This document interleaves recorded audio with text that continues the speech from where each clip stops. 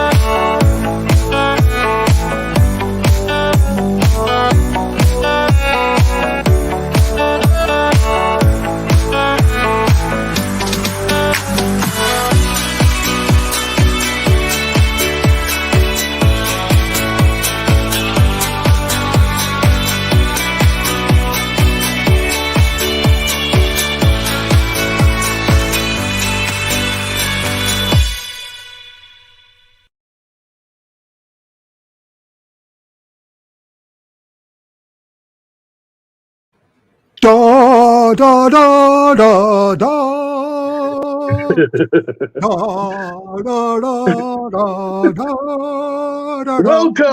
Welcome everyone. Tonight is an amazing night. We have Brian Bland joining us shortly. He's running late.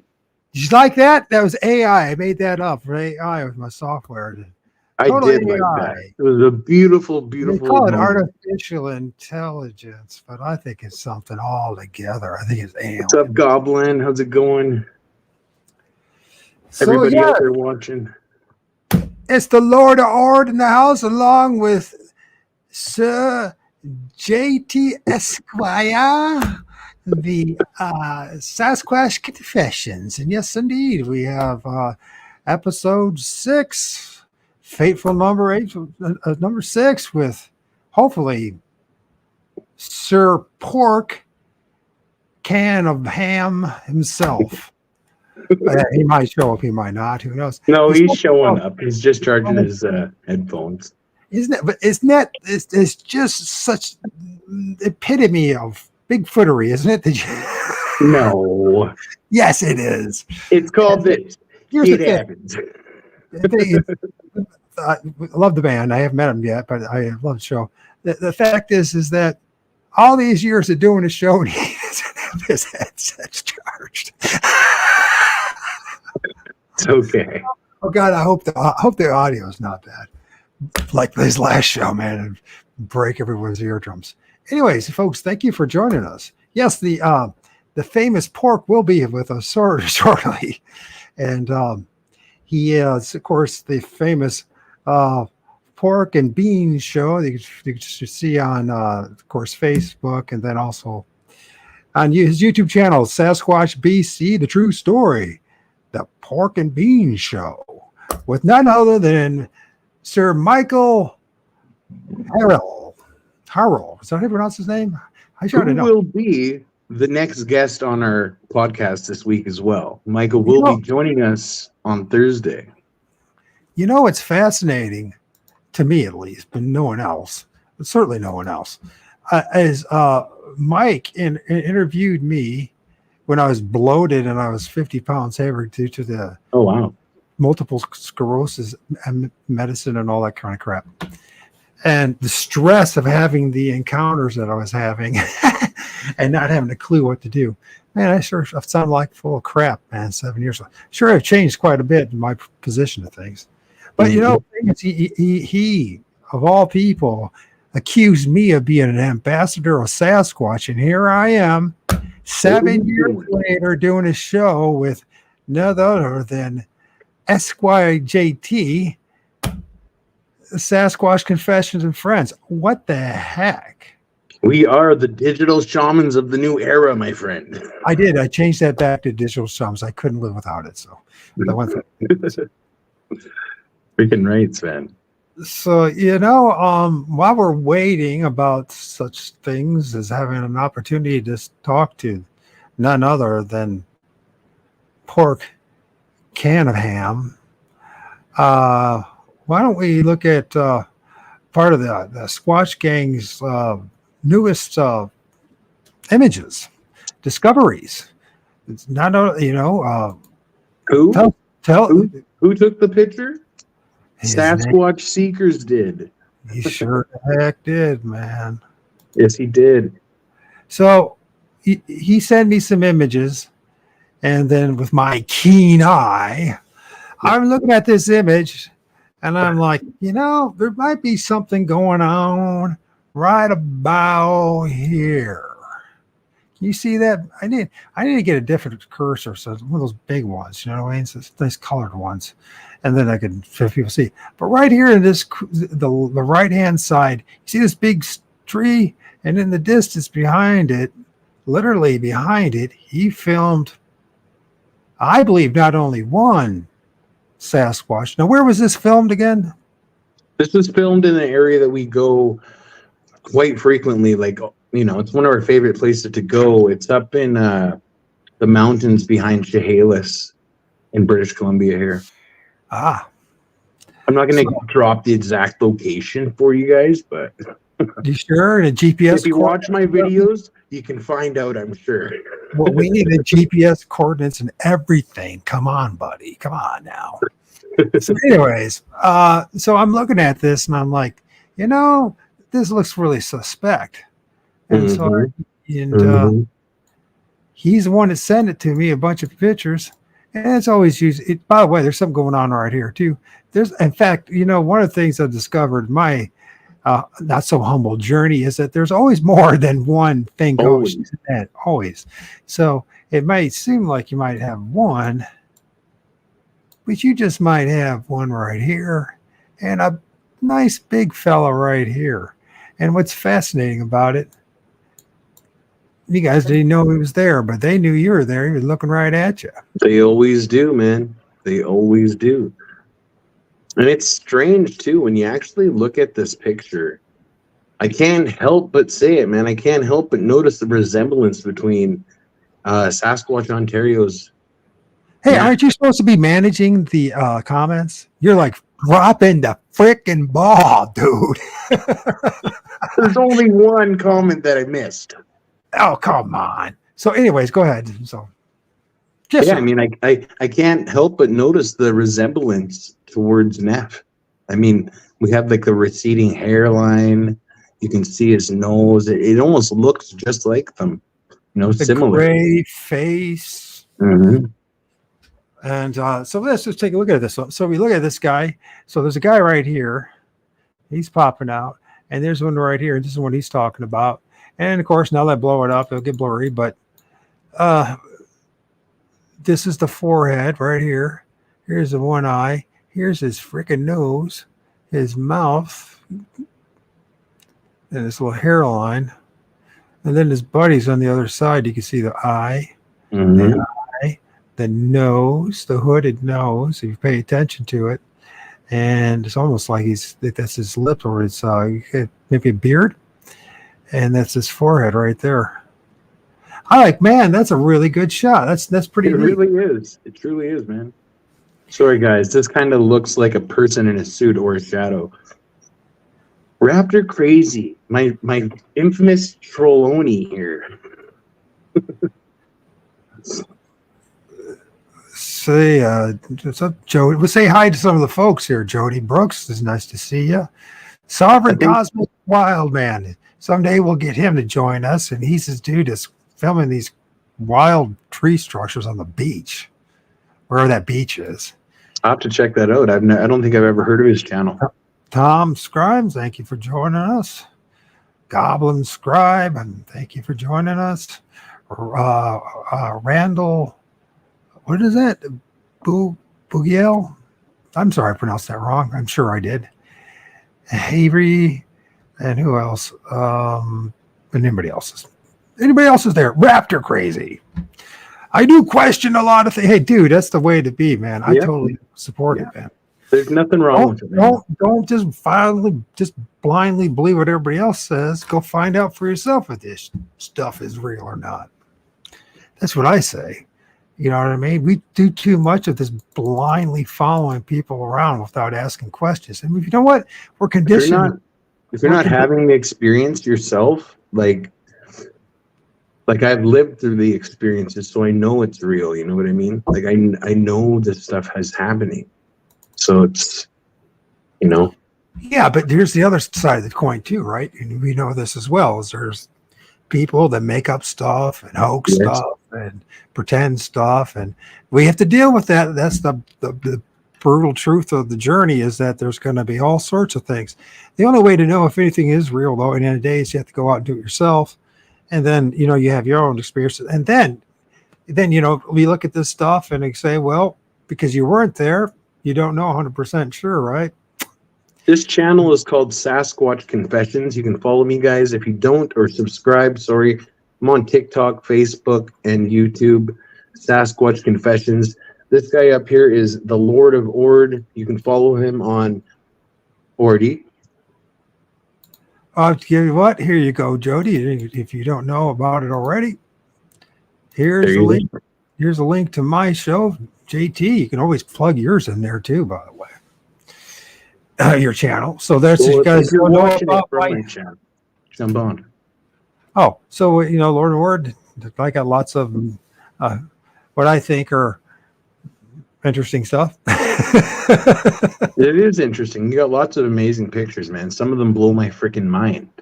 You know, the one with the literal, it has like an ape face, man, but it's literally like, you couldn't get a better picture. You know, the orb with the ape face in it, like, man, you got so many good ones though. Like, there's so many. But you know, it's interesting how it goes about. I think that there's something about intent when it comes to this kind of stuff. Like, you know, like whenever I just gotta shut my door. Whenever Sir Canaham joins us, his thing is glyphs and tree structures, particularly glyphs and that kind of stuff, and more of the paranormal, psychic side of things. It's more like the teachings with Sasquatch, you know, because they're here to help us, right? So we're going to learn a lot about that tonight. You better catch up. You better catch up with these freaking chats where, you know, my gosh, dude, it's your job, man. I demand it. It's your job. I wonder how Master Sasquatch appoint ambassadors. Is it one ambassador per quadrant sector? I wouldn't say so. It's just, I can't give you an actual answer on that, but I mean, Well, I'm I still. think it's just Hey, listen, comes from here. we have the Comes show from here. tomorrow. When we have the show tomorrow night, or Thursday night with Mike, the other side of pork and beans, the beans dude, right? Is it Franklin Oliver Beans or whatever that is? I think that's what they call them. So, anyways, Franklin Oliver Beans will discuss that, I'm sure, because he said I was an ambassador of Sasquatch 7 years ago, and whether that's true or not, one thing is quite ironic is 7 years later, here I am doing a show with Esquire and JT called Sasquatch Confessions and Friends. I don't know if that makes me an ambassador or not. Maybe it just makes me a big chump. I don't know. We'll find out. Certain people that speak on Sasquatch's behalf, and those people are the ambassadors, man. You know, I am one of them. I know, but man, damn, where's the money in this, man? All the ambassadors get nice house and a I'll nice tell you right paycheck. now, Man, my YouTube channel's made $20. All right. Woo! money.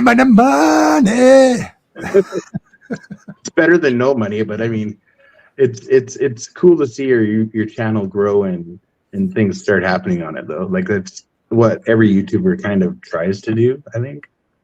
So, well, I did in the early days when I used to have thousands of subs. Now I'm just, I just do it just to do it whether anybody shows up. It's a passion, man. It's a passion, you know. Good evening, Nicole. Welcome. iPad. So where was I with this? I got totally distracted there. I was thinking about how brutally poor I am. That's one of the funny things about this stuff, though, when it comes to Bigfootery or ufology or paranormal, is that a lot of us, we end up becoming marginalized, which is a very interesting point to bring up. It's across the board, and this is something that's been statistically studied, believe it or not.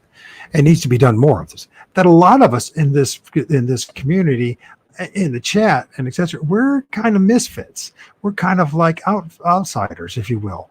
A lot of us are. I can't say all of you are, but most of you probably are just like us. We don't quite fit in. And it seems like we're the ones that seem to be tagged to talk about this stuff and are more interested in this stuff than, say, those people are, embedded into our mainstream of life, right? And it's a funny thing. When I was a younger man, I used to feel bad about the fact that I was different. Now that I'm an older man, I'm so damn grateful that I'm different than everyone else. Yeah. Think about it, right? Yeah. Definitely grateful. They talk Everybody about go follow Sasquatch Seekers there, or give him a sub if you're into it. This is the photo he took.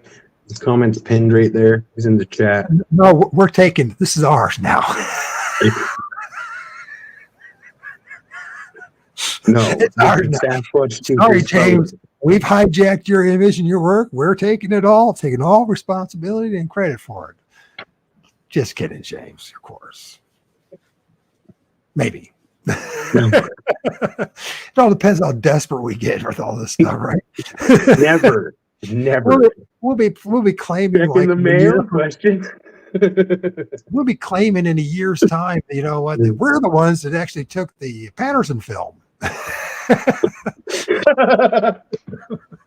Seriously, we've been reincarnated. Oh man, please. I'll be back in 1 sec, guys. There we go again. Here's this. He's gonna go. I gotta grab my other phone. Yeah, oh yeah, see, here we go. Everyone I work with, their phones are dead. Their headsets are dead. Everyone's stuff is dead. It's just, man. Last Saturday show, if you got a chance, go back if you haven't.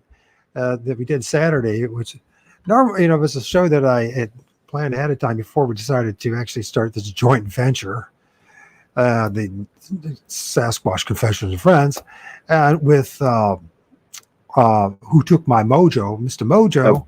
His images, and man, the non-technological crap that I went through Saturday, and I do believe that this is part of that paranormal / whatever they're doing in these parallel universes and interacting with the electromagnetic field. Something didn't want us to have that conversation. Oh, there was, dude, even after in my house, I think it was just the energy we were putting off ourselves because I was pumped, man. And like things were happening in my house as well. You can catch Like up with the chat. electrical interferences. Catch up with the chat, bro. All right. I'm on it, man. I'm on it. Jeez. Catch up with the cat. Catch up with the cat.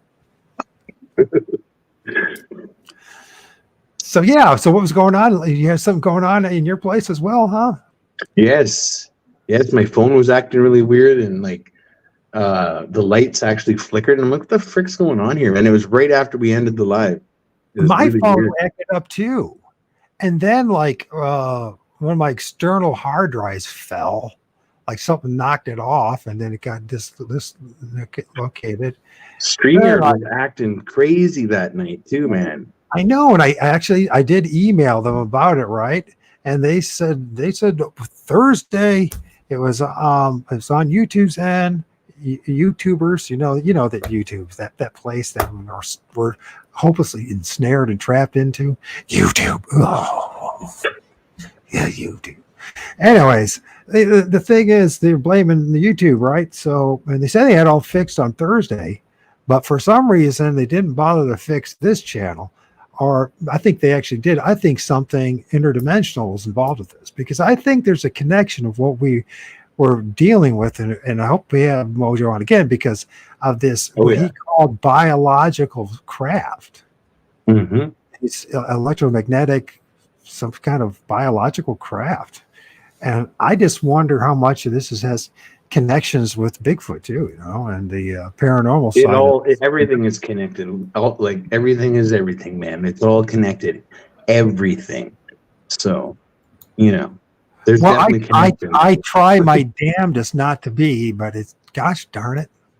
To the right looks like a head, as big as the black with a little head on it. That's what Eric is saying. That right there? Well, that's because it is. That's because it is another one. Gosh darn it.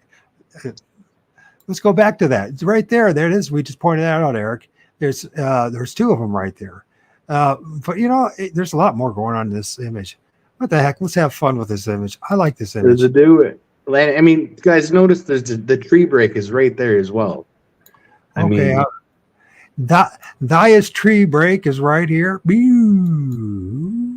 And then there's a tree lean and a tree that's weaved. And you notice it's weaved into these trees? Yes. And then there's a tree lean right there. And actually looks like an arch or a bend of some sort. We didn't get the whole picture there. But then this right here, let's look over in this area too, because I think there's more going on than meets the eye. Zoom in on that little black spot there. Let's look right here, and let's look at this. Right. These dark recess eyes and these heads. And momentarily, Brian will be joining us here, so just hold tight, guys. Well, unless we allow him to at this point. He doesn't realize how fascist of a program this is, actually. It's not. We're total control freaks here. We demand that you do exactly what we say. Although I'm trying to do that with JT, but he's trying to whoop my button to I don't know what. But I know we got all these potential guests, and like, so who's the next guest for next week? Well, like, dude, it's Monday. Well, I know, but it's nothing wrong with planning ahead of time. People have lives, I do have people lined up. I just have to set the dates, and I told them that I would contact them 1 week before, and they're like, so then we should know Wednesday who's going to be with us on Monday then, and we're going to know tomorrow for sure. And I mean, the lineup Wednesday, Thursday. So Thursday we should not only know who's going to be on next Monday, but next Thursday, right? Next Thursday, are we still? Are you? Well, I probably will be at work, so I won't be able to join you. But are you going to be talking with Stan Gordon still? Yeah, Stan Gordon is on 22nd, though, which is a Thursday. So that's next week's Thursday. Yeah, but that's going to be during the day because he's no fart, and so And there's a couple other people I like to interview too, but they're like in like the British Isles and in Europe, and we're going to have a problem with doing live shows. So what I want to do to experiment with that is to do the recording because he wants to do it via Zoom. And then I think if we can figure out a way to play it while live, so you know what I mean? And we'll have to chop it up in sections, which would be good. So we can go to listen to this section and then comment and talk to people on and chat and that kind of thing. So, but there are going to be times, you know, because of guests. Oh man, UK. Yeah, well, that's that. Well, actually, I just of all people, I reached out Dogman Teepee Hunter, who's a guy. He's in UK. He's in UK, so hopefully he will accept the invitation. But he's in British Isles, so that's going to be a dilemma. And I think in the end of the day, most people want to have these evening shows and then during the day. You know what I mean? I think most people. I'd still love to be able to stream that to my channel. You know, I think people would love to see that conversation with Stan Gordon for sure. To the amazing researcher. Oh, Eric Monroe. That's okay. I see what you're saying, Mr. Eric. Eric the Viking. What Eric the Viking is trying to say. Mr. Lenny Bach, welcome, my friend. The show, we are running late tonight, but our guest will be joining us very shortly. But we'll take all your... I mean, I'm going to say this right now for everybody as well. You know, we do have a membership thing going on, or if you guys want to join the super chat thing, feel free to donate to us. The Sasquatch Confessions Fund is just going to be invested back into the channel. So much appreciated to anybody out there who's inclined to donate to us. So Eric feels there's something going on in this area. I'm not quite sure about that, but there is something dark figure going here. But you know what's really interesting that we forgot to talk about is this bat-like dog thing that's right here in the center. You can see the red nose, you can see the eyes, the pointed ears, the forehead. Let me check this out. I don't know if you guys can see that or not. But there's that guy. Oh, well, yeah, Lord and behold, guess who's with us? None other than Pork is with us. What the heck? Pork Anaheim is with us. What the heck? Know, brother. Anaheim, I like that. I like it too. Anaheim. How you doing? We're live, bro. We've been waiting for you. We knew you were going to show up. Yeah, screwed up. I put the headphones on, and well, actually, I found these, and so I guess I could have gone on right away, but whatever, we're good. But my regular headphones, I put them on, and I didn't know I had these, and they were saying battery dead, and I can't play my computer from my speaker without the headphones on. So I thought, well, I don't want to get halfway through the show and then have them die. Yeah. Well, you know, for one thing, Pork, your audio sounds really good. Shockingly, for once, it sounds really good. Yeah. Yeah. What did you do? I don't know. It sounds really good. Well, whatever you're doing, keep that up, brother. Because I tell you, the last show you did last live, ooh. Yeah, I know. It only took Mr. Bean's 5. Yeah, well, I got a loud voice anyway, right? Right. Like I used to be. Well, I was a singer and stuff. So, I got good pipes. So, but yeah, I think I had the saying that. We did a very special intro video for you. You have not seen yet. Before you even say anything, let's listen to that. Is that all right? I think I'm going to have to agree. Yeah. That's since I spent a long amount of time doing it. Mark is set and go. To you, sir. How did you like the video? Can of a ham, a ham of can, whatever, can of a ham. Pretty good, actually. You know what the name of that song is? That's for the band called this guy here. All this guy. Okay, you're Well, pointing the wrong way. I actually had that theme song. Like we've done 5 seasons of the Pork and Bean Show. I had that theme song on some of the videos, some of my YouTube videos, some of the edits. Yeah. The bass player's from my town, man. Weezer. Oh, wow. He's coming back in town in May. So, anyways, I thought, you know, what a better song is there still to this day? Hey, I like Great my house. song. Rocking, man. Look at my home. Look at the home I'm in, man. Is that your fancy green screen home? Grand piano. Very nice. Very nice. So Very nice. let's get into this, man. It's a pleasure having you on the show. Let's tonight. forget about it. Let's forget about getting in now. No. Should we start the interrogation now, shall we? Is there anybody actually watching? Yes, yes, there is. Jody came in here. She knows you. Jody Brooks. She was asking about you. She knows me. Or it seemed like she did. You need a Unless she was talking about me, I don't know. But I thought she was talking about you. She probably likes you, man. You need to post the comments. You need to post the comments, JT, so he can see them. Okay. That's why. This is Jody Brooks. You guys are way more organized than me, or maybe it's just the format. I think we have the same format, man. I think just a little more organized. That's all. We just wing it, man. We just wing it.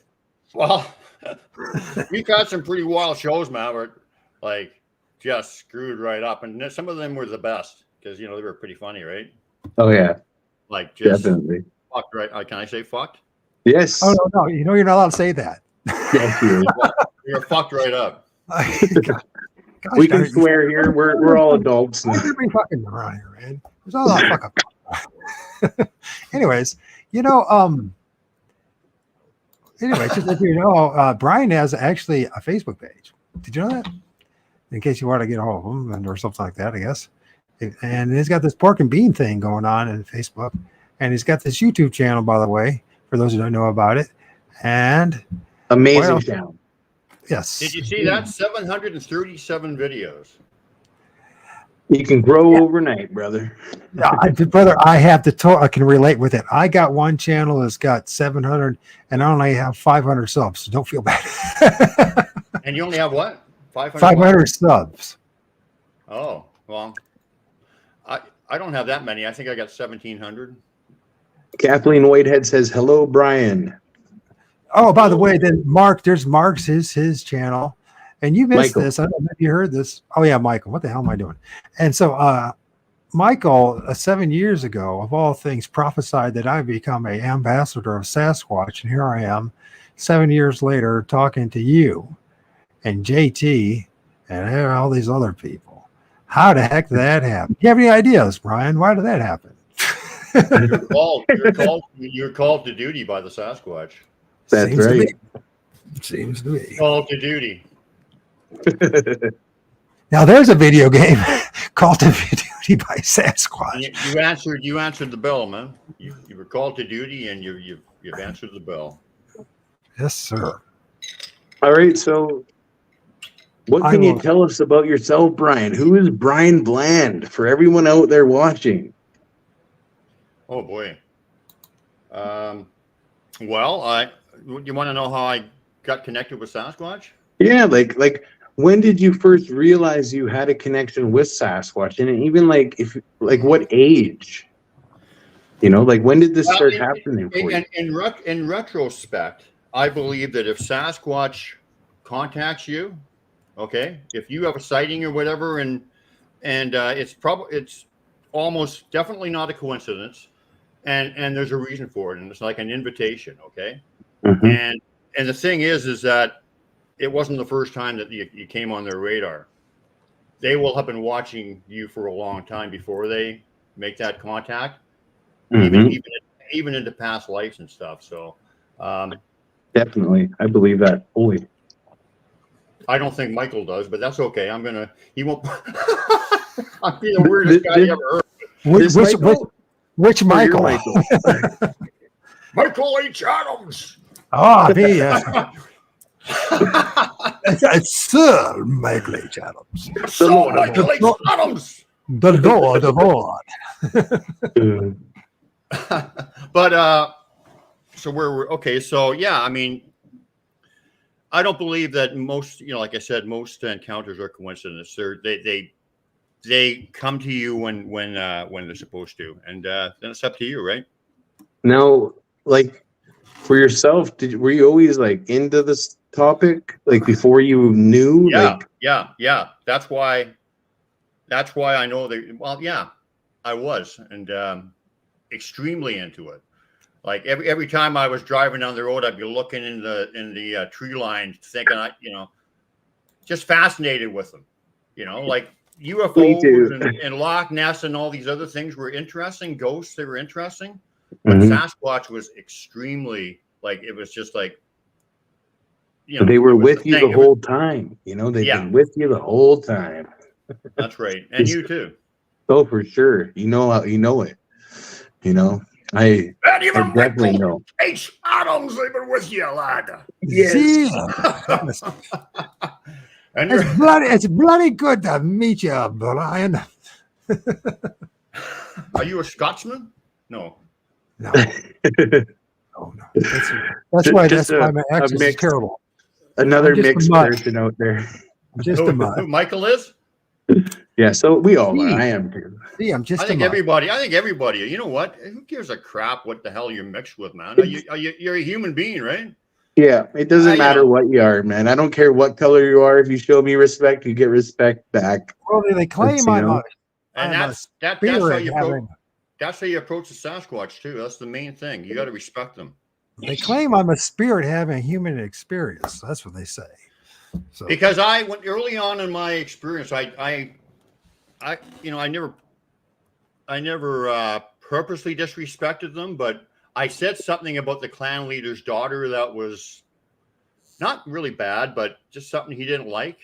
Mm-hmm. And it wasn't bad. I didn't think it was, but Tom Cantrell, who mind speaks with him and whatever, and I mean, Yeah. I have that kind of connection too, although it's different. We're all different. Yes. My clan leader got a hold of him after that, and he just about burnt the earwax out of his ear. He said, "Will you get him under control or whatever?" And because that's how it goes. And yeah, so if you don't respect them, you're not going to get too far. Yeah. Always, or you go through what I went through and get a good spanking out of it. So. Oh, you did? Oh yeah. Oh, he did. What happened? Wait, this is not about me. It's about you. Okay, yeah. No, we're the host. You're not the host tonight. We're the. This is Port Cunningham, and Yeah. I'll take over this show soon. Just watch. I'll be interviewing you in no time. Yeah. Oh yeah, I'm coming on Pork and Beans on Wednesday night, everybody. So if you guys follow Brian on Pork and Beans, I'll be talking about my experience with Sasquatch then as well. They won't be as good as mine, but I'm just joking. I'm totally joking, man. I've just got a sense of humor, right? Oh yes, bro. Oh yes. No worries. I'm joking. Everybody's experiences are for them. So it's wild to me too, because like my experiences and my journey with Sasquatch, how they basically saved my life from addiction and all this stuff, like I've shared with you and I've shared with everybody here too. So everyone kind of knows my journey, but like it blows my mind, man, how they do it, man. Like, oh, it's wild, man. It makes me just, and it saved me from religion and Christianity and the Bible. Thank gosh. It's like you're living with magic every day. Like, I mean, literally things appear right before my eyes and stuff, right? I mean, it's like, it's crazy. Yeah, I have a thought and there it is right there. Sometimes I think it's just you're connected in with the universe. Your vibrations are raised, so you're more aware and you're aware of these things. So sometimes I think, we always say everything's Sasquatch, but I do think that some of these elementals. Yeah, or some of these reminders or whatever, or, you know, I mean, it's really not important who leaves them. Like I'm talking about a thought and then a glyph that answers that thought. It's not important who leaves it. It's that it's happening, right? And that, you know, doesn't matter if it's Sasquatch who did it. It's the universe talking to you. And what it's talking about is that we are all connected into everybody.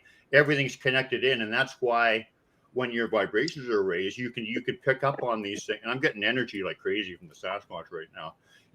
You like that? You can pick up on these things. Dude, I'm not even smoking weed anymore, and I can't even think. Yeah, it's just age, isn't it? Yeah. How old are you? I can say that because I'm 56, so I can say that. Yes, I can. Not as old as you, though. Not as ancient as you, but I'm getting up there. You're getting there, buddy. I'm getting there, pretty. I'm climbing up. I don't know Brian's age, but I mean, I don't know. He's got the spirit of a 12-year-old and what? The body of a what? I don't know. Arnold Schwarzenegger at his prime, maybe? I don't know. There you go. There you go. Yeah. It looks like you captured something there in that backpack. Who's that? Oh, that's my little dog. See who he's looking at? He's looking at something of interest. Don't you see the Sasquatch there, cloaked? I see something in there, yeah. Right beside the stump, man. You can see the whole outline of it. Over to your left. Yeah. Over here. No. Over. Right there. There's the head. Yeah. There's the shoulder, arm, body, everything. I see something right there. I see something right there. That's his arm. And the head is just above it. I see it. You're going too high, man. That's well. It's obvious. There's the head. This is what happens. Why is I have to be the captain of the ship and have to steer this stupid mouse around? How am I supposed? If I had control of it, I tell you, no. You can see it. You can see it, right? No, right? Totally. I mean, is it? Well, sometimes I can see it. Sometimes if the picture's for you, I mean, you're more likely to see it because I can't see a lot of stuff people are saying they see in pictures. To me, it just looks like a bunch of pareidolia, but I can definitely see the whole body there. And it's like a side profile almost. Is there a profile or is he looking straight at you? He's kind of like this. He's looking to the side, yeah. Mm-hmm. Is this his head right here? Is that his head? He's probably pointing the other way. His head is turned towards me, I'm thinking. But you see, my little dog sees him. Yeah. I know. They always see him. It's the rest of us. My little dogs, I had 2 little chihuahuas. That was one of them. I had another one and had them both at the same time. The Sasquatch would come around and they start wagging their tails and barking. They liked them. Mm-hmm. They knew them because I had them out there all the time, right? You know, like you hear all these bad stories about Sasquatch and stuff, and it's like, what do you think that's all about? Like, you think people are actually having bad experiences with these guys? Like, you know, even like we were just talking about your dogs and stuff. Like, some people have these crazy experiences with Sasquatch, like hurting dogs and stuff. Is this like I don't want to say one of those mirroring things, but like why do some people have these encounters? You know, like, what do you think? Well, I don't think all the Sasquatch are the same. Mm-hmm. One thing I think there's, you know, the other thing is you know, it depends on how people interact with them, right? If you're going to treat them badly, shooting guns at them and, you know, and sending your hounds out after them and like just tormenting them day and night, trying to catch them and whatever. I mean, how are you going to react, man? You don't want to know. Exactly. You rebuke him in the name of Jesus. Nobody does. Okay. This is a blown up picture of this guy was looking over my shoulder when I was taking this. I can see him clear as day. That's his face right there. That's right. His whole body's there pretty much. You see, I'm not that blind. Come on now. I can see that one. Oh, you can see that one? I see. Yeah. I can see his face really good. I can see his eyes, his nose. I have some amazing pictures that I'm going to share with you. I don't really have like too many, but because I recently like deleted a lot of stuff off my phone and I didn't have anything to save it to, but I have some amazing shots of like elementals that will blow your mind, man. They will blow your mind.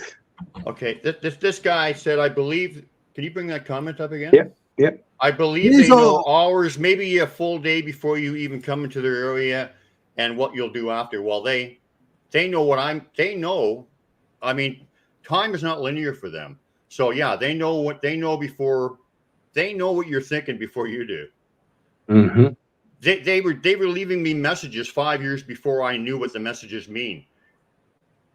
You know, they knew I was going to they knew I was going to know what it meant, and they were already leaving them for me. And then when I look back at them, and we'll see some of those pictures, I said, "Oh my, holy shit, man!" It's wild how they give us this. It's amazing. So Brian, this I don't know if you can see this very well, but this is how blind I am. You have to give me like really good images. You have to really stand out. You know, like this little guy here, or this mama with its baby, or this dude staring at me. They have to really give me good images because they know how blind I am. Just to let you know, okay? Well, I am too, man. I mean, I don't really see anything there. I know that's not how it is. It's always that way. I'm telling you, I don't see anything there. But mine, it's like there it is, and it's no doubt. But because it's for me. I'm not saying because it speaks to you. Yes, right? No, because they are for me. So yeah. I am more likely to see them than anybody else. But when I look at this, that just looks like a bunch of squiggly. I don't know what that is. Well, then you go to my Facebook page or my channel and look at this stuff and you tell me. I think it's pretty good stuff. I think they gave me some good stuff. It is probably pretty good stuff. And I'm not criticizing it, but I'm just saying we talk about, me and JT talk about this all the time. It's like everybody sees things differently no matter what you do. You could have a perfect image like maybe something from the Patterson film, and still people are not going to agree on what they're looking at. What did this guy mean? Nope, all Mike again. Were you that his screen was on the whole, taking up the whole screen. Mike's screen. That's never good. Sorry, James. I'm so sorry. You could put me on the whole screen, and that would be like blissful, but. Well, we could try and see what happens. Just see what happens. No, they might complain. There he is. I might walk over to the piano and play a little song later. Nice. A little ditty for us. A little ditty, yeah. A little Barry Manilow or something. There you go. There you go. I always hear you singing on your show whenever you're doing it. When I've seen it a few times. Yeah, I'm just screwing around on there. Oh yes, of course. Little Sasquatch love. The Carpenters, did they do a song called that? Sasquatch Love? I can't remember. Muskrat Love or something. Was that I thought it was Sasquatch. Yeah. Dang, I can't hear either. I can't see, nor can I hear. Gang stalking. What? What does that mean? I don't know. I know exactly what you're talking about. How they know your moves before you make them. It's actually parallel to what victims of gang stalking report. Makes you think of some or all of this is what? Except for gang stalking is like a negative thing that's going on. Sasquatch do it with love, man. You know, the interdimensional realm has both positive. They're just always around. They're always around. You know, that's not gang stalking, right, by any means. They're doing their job, right? So, you know. Well, I mean, there could be a sensitive area where they don't want you in, and they'll escort you out. For sure. You know, they'll do that, or they might be beside you because there's a cougar or there's a bear or something around. Mm-hmm. They might be watching out and protecting you because they've rescued me out of the woods and protected me many, many times. That's what they do, man. They definitely do. Like me and the Squatch gang are connected and protected by our Sasquatch. You know? Absolutely. We don't have to worry about anything out there, man. Like animal wise, you know, anything.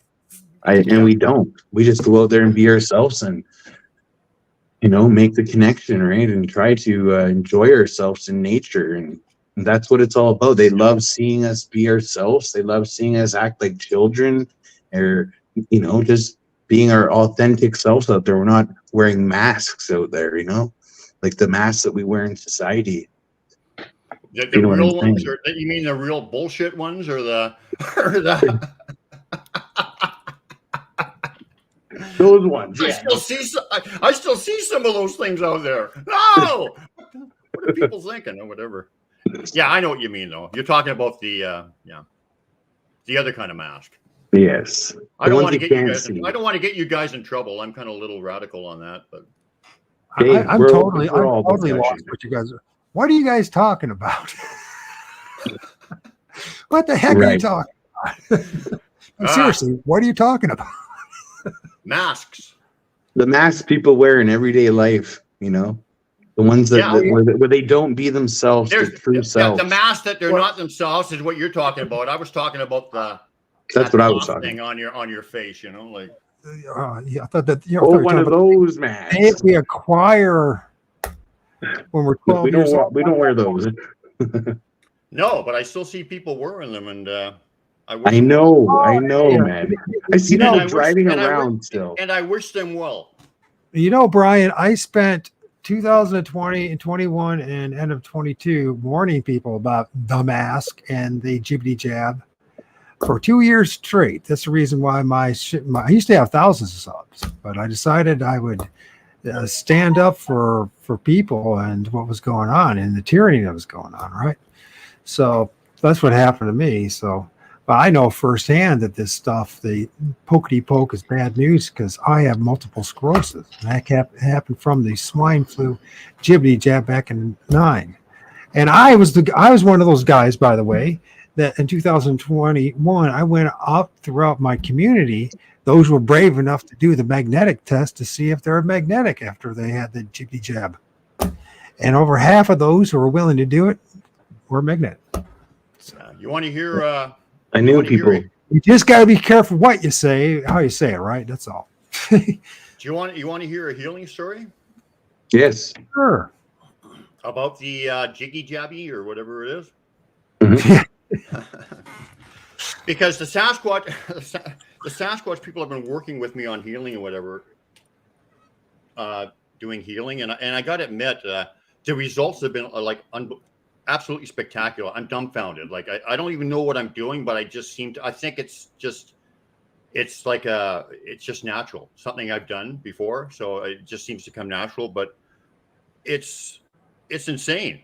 So I knew this lady who lived in the suite downstairs from me, and actually one day Sasquatch came to my house, and they left a glyph in the backyard, and the energy around the house was just I'm really getting hit up with energy. Are you feeling anything, you guys?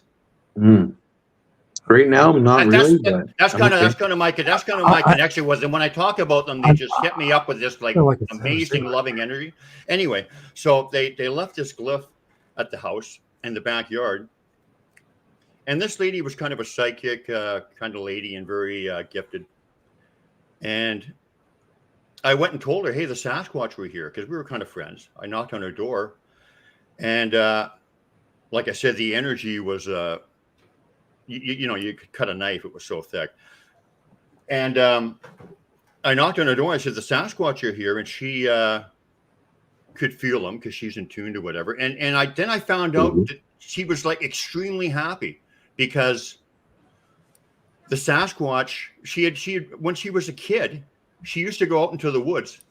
Oh boy, you look way better when you're like just your still picture. Thanks. I don't know what that means.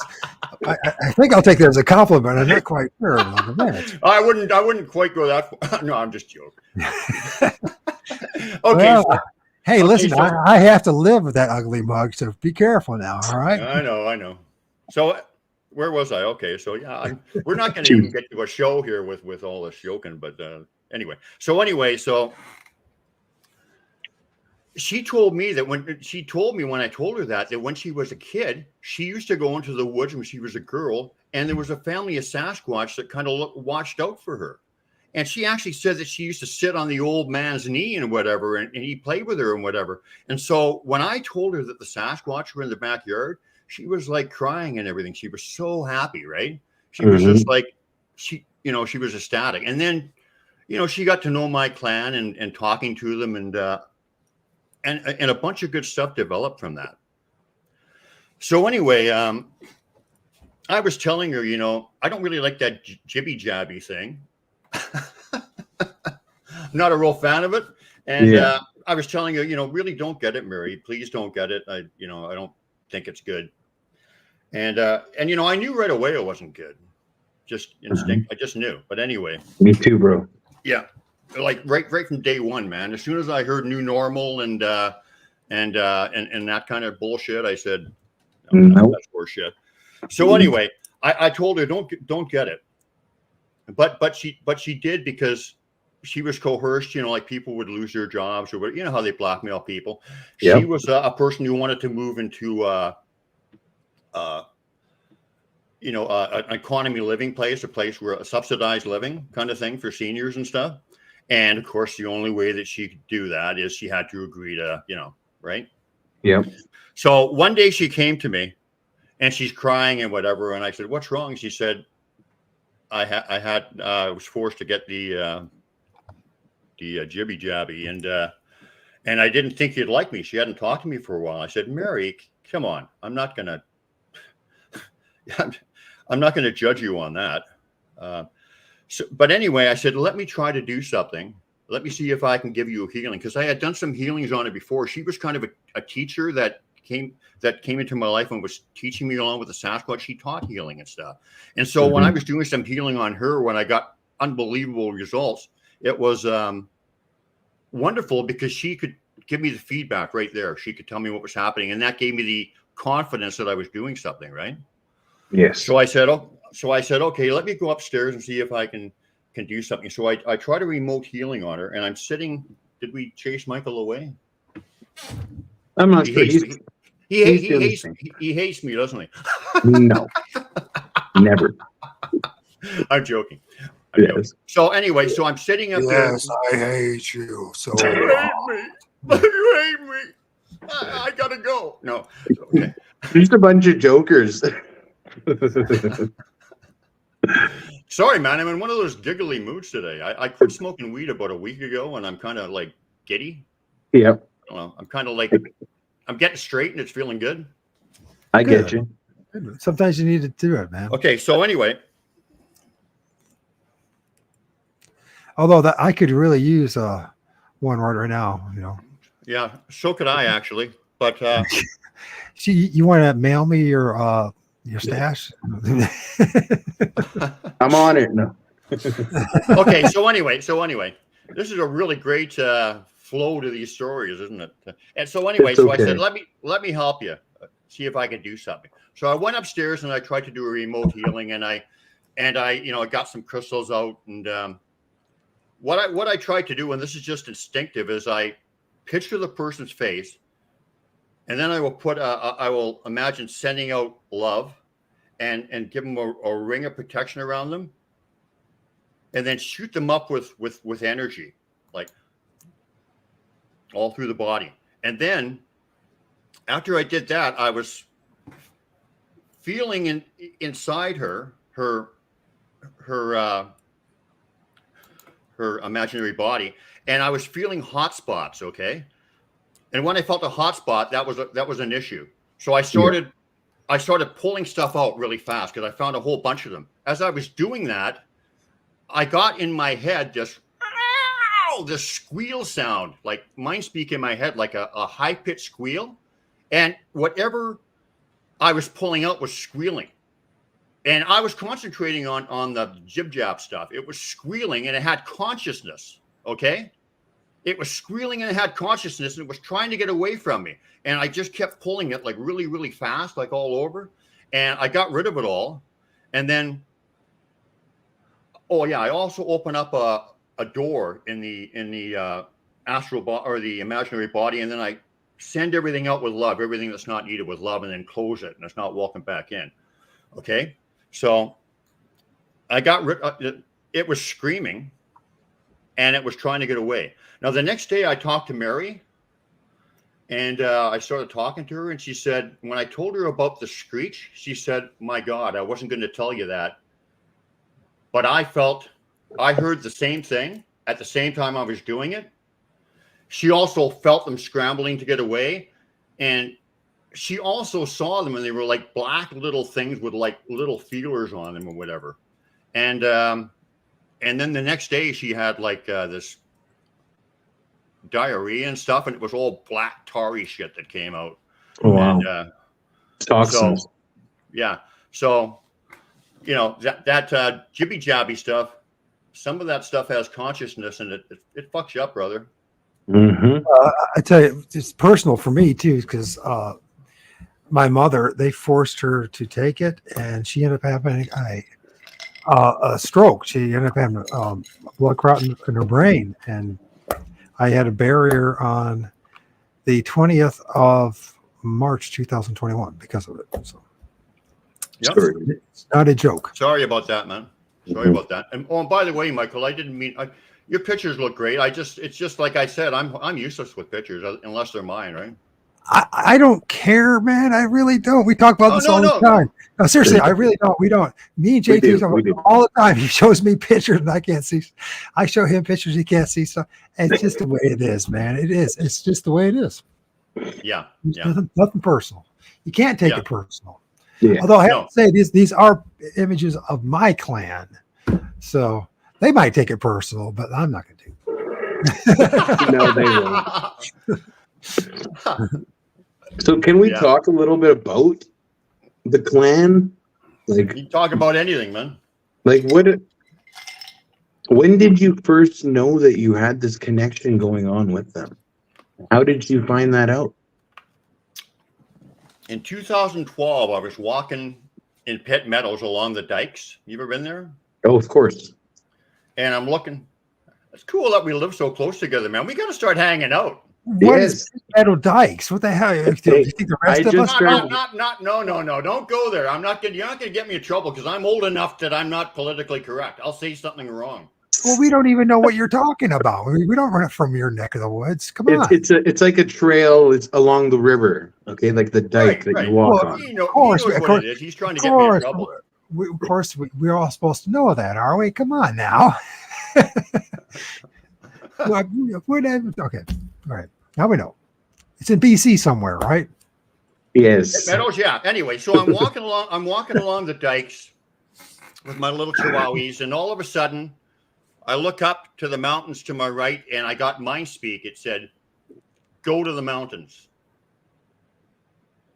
That was it. Go to the mountains. Mm-hmm. Now, just before that, and well, I mean, I work graveyard at the Port of Vancouver, so I was always looking up like Sasquatch stuff on the internet, constantly looking it up. I was hold on. You said you were working in the graveyard? Yeah. Shift or graveyard shift. Okay. Just and I had I was doing security, so I could basically be on the computer all night, and I'd be looking up Sasquatch stuff all the time. I would look up Bobby Short's site, Bigfoot Encounters. Remember that? Pretty famous site. She's passed now, but I was constantly looking that up, and I saw a post on there about a guy from Maple Ridge where I happened to live at the time, and I still live in Pitt Meadows, same kind of area. Yeah. And him and his son had seen Sasquatch tracks in the area where I live, and it happened to be a wonderful guy named Randy Brisson, who's a very good friend of mine. And by the way, the stuff that people say about him, fuck you. Yeah. Fuck you, man. You see that? I blew it up just in time. You see the timing in that? I'm sorry, but when people start attacking a friend of mine, I don't care what they say about me. When they attack a friend of mine and his family, that's too much. Was this part of the line, man? Crossing the line. Who was attacking him? Bigfootery? Is that what was attacking him, or? Well, they were saying he was a hoaxer and stuff, man. I've had some incredible experiences with that guy, and he's no hoaxer.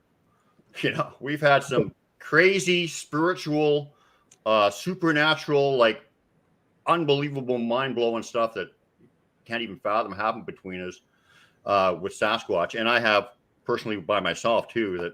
But the thing is, the guy is not a hoaxer. So anyway, I found out that Randy Brisson lived in my area, and I looked him up on Facebook, and about a week later, he accepted my request. Okay. And then he checked me out and said, okay, this guy's got a good heart and whatever. I'll trust him. I'll take him up to the mountains. So the very first day we went up, as soon as we got on the path, I'm walking along the path, and Randy says, hey, you see that below you? That's a glyph. That's Sasquatch writing.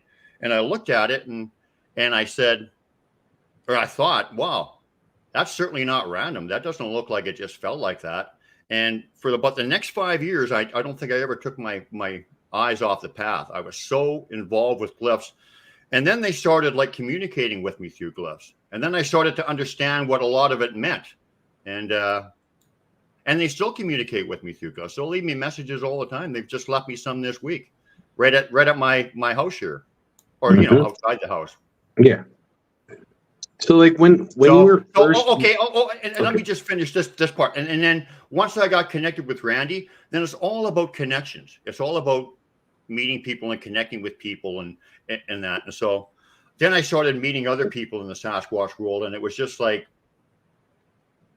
no coincidences. And now it's where I go places and people are looking to talk about Sasquatch, and I don't even know that. I just go there and I start saying something, and it turns out that I'm supposed to be there because this person wants to know something about Sasquatch, or they just had an encounter or something happened, and they bring me there to kind of, it's just beautiful stuff. It's just like the synchronicity is beyond belief. That's true, isn't it, JT? It's quite shocking. Oh, man, the synchronicities that I see every day, man, just lead me to other people, and that's how Sasquatch are working through us. And I believe it's because of this revealing that they're doing to the world and like helping us while they're doing it. But like we all like they come through me, and then I meet you and I meet everybody, and we all connect, and this is how it works, right? Next thing you know, they can see the signs and they start picking up on things too. And yeah, I see Diesel in New Jersey. I found a glyph that was maybe 100 yards from the bigger structure of it. Now that, to me, says he found something, a miniature and a big one, is what he's saying, right? 100 yards from the bigger structure. So he found a glyph, I would assume, by a structure about 100 yards away from one. What do you think that's about?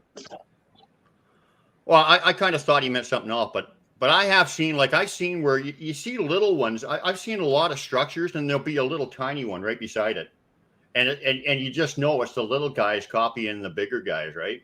Yeah. A little tiny little one, like about practicing. Yay high, yeah, like 6 inches high, and then a great big huge one. JT chat. So do you see my clan leader here, RE? You can't see. He's right in the middle. Oh, right here, this area. No, right? no, that's the bottom of him. Go up further. Yeah, that's his body. Up. There's his head just down below. Right there, you can see his nose and his eyes. I don't believe you. You're yeah. Can you? Well, it's hard for me to see because it's like. Well, I see multiple ones here, so that's what I see. I see one right. I see one clearly right here. No, I don't. But I just see the one guy. But then again, I'm one right here. No, there's his head right there. You can even see the patty nose. You see the white part? Forget it. You're kind of like not in the right place. I can't believe you guys can't see that. It's just like we can't. It's weird. Like we can't see our own. Tell me, go down, up. Where? Go down, up. Kind of zoom in, Mike. Up, over, there, down. There's the top of his head. Down. Oh yes, I see. There's his nose. There's his nose, and his eyes just above it. Yep, I see it. 100%. No, see, it's hard for me to see because it's on my cell phone, right? That's the Patterson nose, man. That's that big nose. It's the same nose. Check it out. Yeah, I see multiple. I see multiple. It's kind of like looking over like this, one right, Brian? I can't believe over shoulder. This was amazing right here. I see. Anyway, I'll tell you the story of this. I don't, that's funny because like a lot of people see this and it just blows my mind because as soon as I seen this, I seen them like actually it looks better when it's smaller. It's undeniable, but now that I see it, I can't unsee it. Yeah, yeah. I mean, he's just standing there cloaked. Okay. I can see him. I do. I truly do. I wish I could point it out. He's like 12 feet tall. So he's anyway, Sasquatch I seen was 12 feet tall. Anyway, that particular day, another reason. Well, I know it's him because I know what he looks like, and I know it's him. Sure. But another reason was I went in that day, and as I was driving in, I started just weeping, like uncontrollable weeping, because they sent me such a loving feeling, just hit me up with this loving energy that it's just like, you just literally, you know, you can't, it's that strong. So It's this comment here, what does the asterisk glyph they do mean? I don't know. I'm not sure what that is, but do you know what that is? Well, universal asterisk, like universal connection, but we'll get into that later, because the glyphs are all personal to you. Yes. The meaning has to be between you and them. You have to come up with it between you and them, and you will find that if you do take that approach with them, if they're leaving you glyphs, if you're paying attention, you're going to look back on glyphs you found years before, and, and you're going to say, "Oh, wait a minute! They already knew that meaning before I even came up with it," and I can. Hopefully, I can prove it to you with some of these pictures that are coming up. But now, what is where were we with this guy again? Oh, okay. So I'm going in, and I'm in tears, because the love he's sending me is so powerful. So I said, "Come and visit me today, RE." So I went to my favorite area where I hold my my RE camp out, and you guys are going to be there this year, hopefully. I'll be there. I'm going around just taking random pictures. I never take a picture of them when I see them. They always just show up in my pictures. I don't try to take pictures of them. I don't have the camera going and stuff all the time, and there's nothing wrong with that. I don't do that. So when they come in my pictures, they just say that, you know, they just happen to show up. I'll say, "Do you want to show up?" And they do sometimes. But anyway, so I asked them to show up, and I'm going around taking random pictures of whatever. And when I went back home, about a week later, the wife is looking at this picture, and she says, "There's RE standing right there." And I saw it, and oh my God. And that was the day that I asked him to come and visit. That's awesome. And if anybody that's listening to this can see him, and hopefully you can, I mean, he's there. You know, if you're a flesh and blood guy, well, you got a problem with this picture. Because you know what I mean? If you don't believe that they have their abilities, but you can see him there, then there's a conflict of interest there. Their mind's just going, whoa. So when the Sasquatch first gave you that mind speak, like, were you already onto the Sasquatch and how they work already, kind of? Like, did it make you go, what the hell?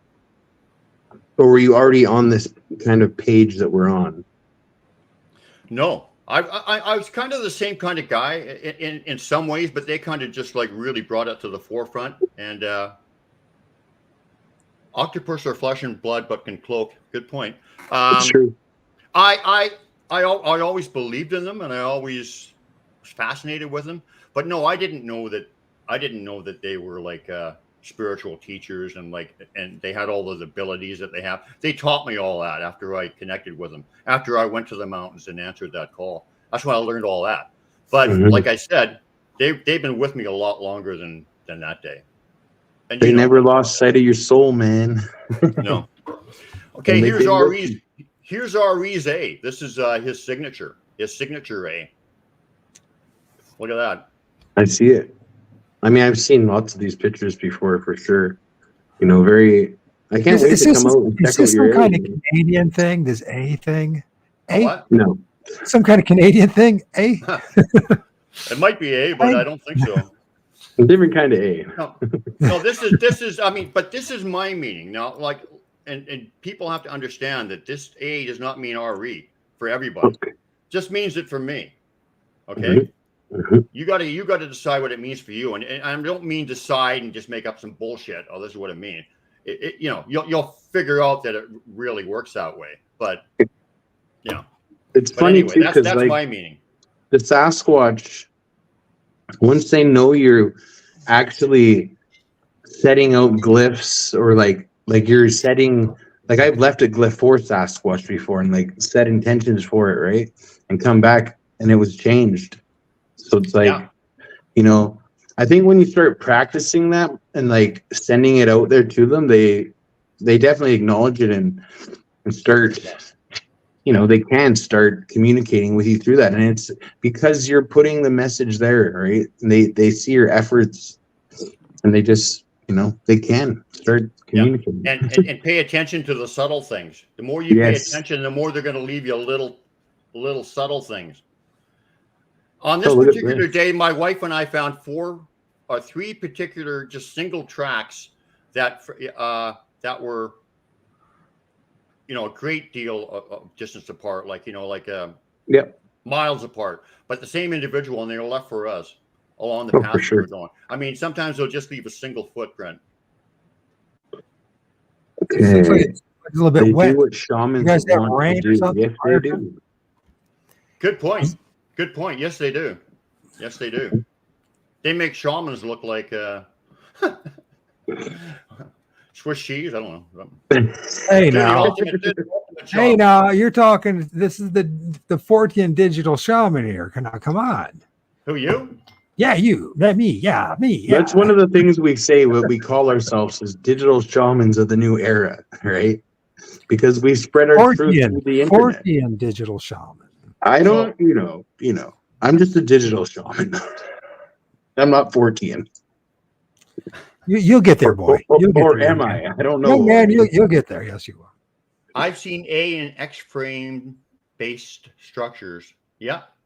And you'll see a lot of A's, X's, and Y's in structures sometimes too. Well, the thing about the Sovereign Cosmic Wildman, he films them on the beach. Where are you at, Sovereign Cosmic? Are you in what part of the country? Where are you at? East Coast, West Coast, California? I think you're still in California, aren't you? You have to give specifics. But he's got some amazing images and videos of him. He films this stuff all over the beaches, all different sizes. All different Awesome. sizes. Cool. Southern Cal. It's okay. SoCal. Okay. That's what I figured. You're Southern Cal. One of these days we'll get him on. He's not ready yet, he says. Cool. So, what can you tell us about, Ari and the clan? You don't have to share everything, but, I'm just, how big is his family or his clan? Do you know this? Have they given that to you? I know 4 of them. I know Ari. I know Fortuna. He's the mate of Ari's daughter, who is Rajase, and she was actually the first one who connected with me. And man, she gave me a profound love zap experience, a universal knowing kind of thing that was life changing. I had universal knowing instantly. I'll tell you about that in a bit. But yeah, and little Bud, his son, and who's kind of the guy who's horsing around with me all the time. Did you call him Little Bud? Little Bud, yeah. Okay, cool. Like little buddy, little Bud. Yeah, little buddy. Not. We like big buds, not little. Hey, I'm just joking. Hey, I want to set this straight. I didn't smoke weed for 25 years, and I dabble in it once in a while, go for a month or two, and then I quit. But really, I do like being straight because that's the best way to connect. But I agree. I agree with you as well. So. But I do like weed, man. So once in a while, It's the problem with me when I started doing it and smoking the weed. All I want to do is play my guitar. In fact, that's all I did this summer. Well, that's all right. Yeah, but you don't get much done. You just play the guitar the whole time. Well, that's the problem, man. That's the problem. I have too much stuff to do for Sasquatch or whatever to be smoking weed all the time because I'm too lazy, right? I got videos to make. I got JT shaking his head. Yeah, JT shaking his head. Yeah. You're right with that one. JT. Yeah. No, I'm actually considering majorly cutting back on this stuff because I know Sasquatch spoke to me recently about it, and I've explained this to both of you guys. I've talked about it to both of you before off the live here, but Sasquatch, I'll just say it. I was rolling a couple, so everybody here can listen. I was rolling a couple and put them in my pocket. Okay, we were about to go for a hike. 15 minutes before we go, I go to reach for them and they're not in my pocket. I done it up they're not there. I start searching my house. I'm looking around where, right? Clear the table off, like moving everything around, looking around, like searching. And I go, in my mind, I hear like you're not supposed to be smoking out there today. You're supposed to be clear headed. And I shrugged it off. I didn't listen to myself or to them. And then I'm like, I'm going to roll a couple more. So I do. And as I do it, I look down and look up, and the tube is standing right beside my hand on the table. And then the hike was canceled.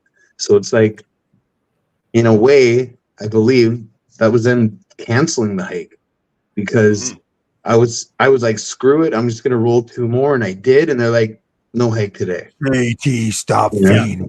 Stop feeding. I would suggest that you listen to them when they're talking to you, because the first time, not the first time I had mind speak, but the first time they were really mind speaking, like a lot, I didn't listen to what RE said. I said, I'll do that later. I want to go and do something else.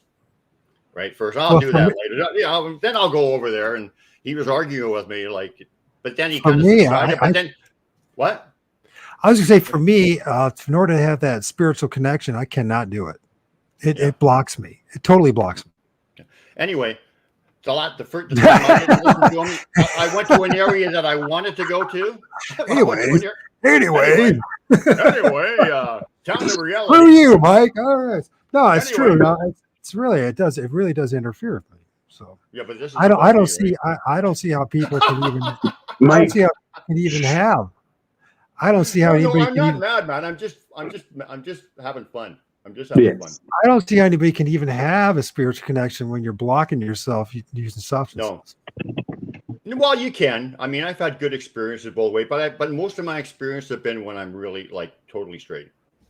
Same here. Yep. Because I've been totally straight most of the time, right? So, yep. Anyway, but like I said, the first time I didn't listen to RE, I decided I'll go to my area first, and then I'll check out your area. And he was arguing, and then he finally, okay, whatever, go to your area. So I went to my area, and it's about the size of a big room, and I've been to it like 20 times, and it's impossible to not find.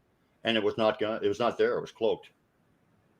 They cloaked the entire area, man. I couldn't find it, and it was just like off trail, right? Like it was just like. I've had things like that happen where I've, similar things like that have happened to me in the forest for sure. Hey, wait a minute, you're going through these pictures too fast, aren't you? Or are you? Not really. Okay. There's a good footprint in the sand. That sounds like a lovely name for a song. Footprints in the sand. Is there? That almost looks. I'm going to say it right now. I'm going to say it right now. I mean, it's hard for me to see on my cell phone here, but that almost looks like a 4-toed track.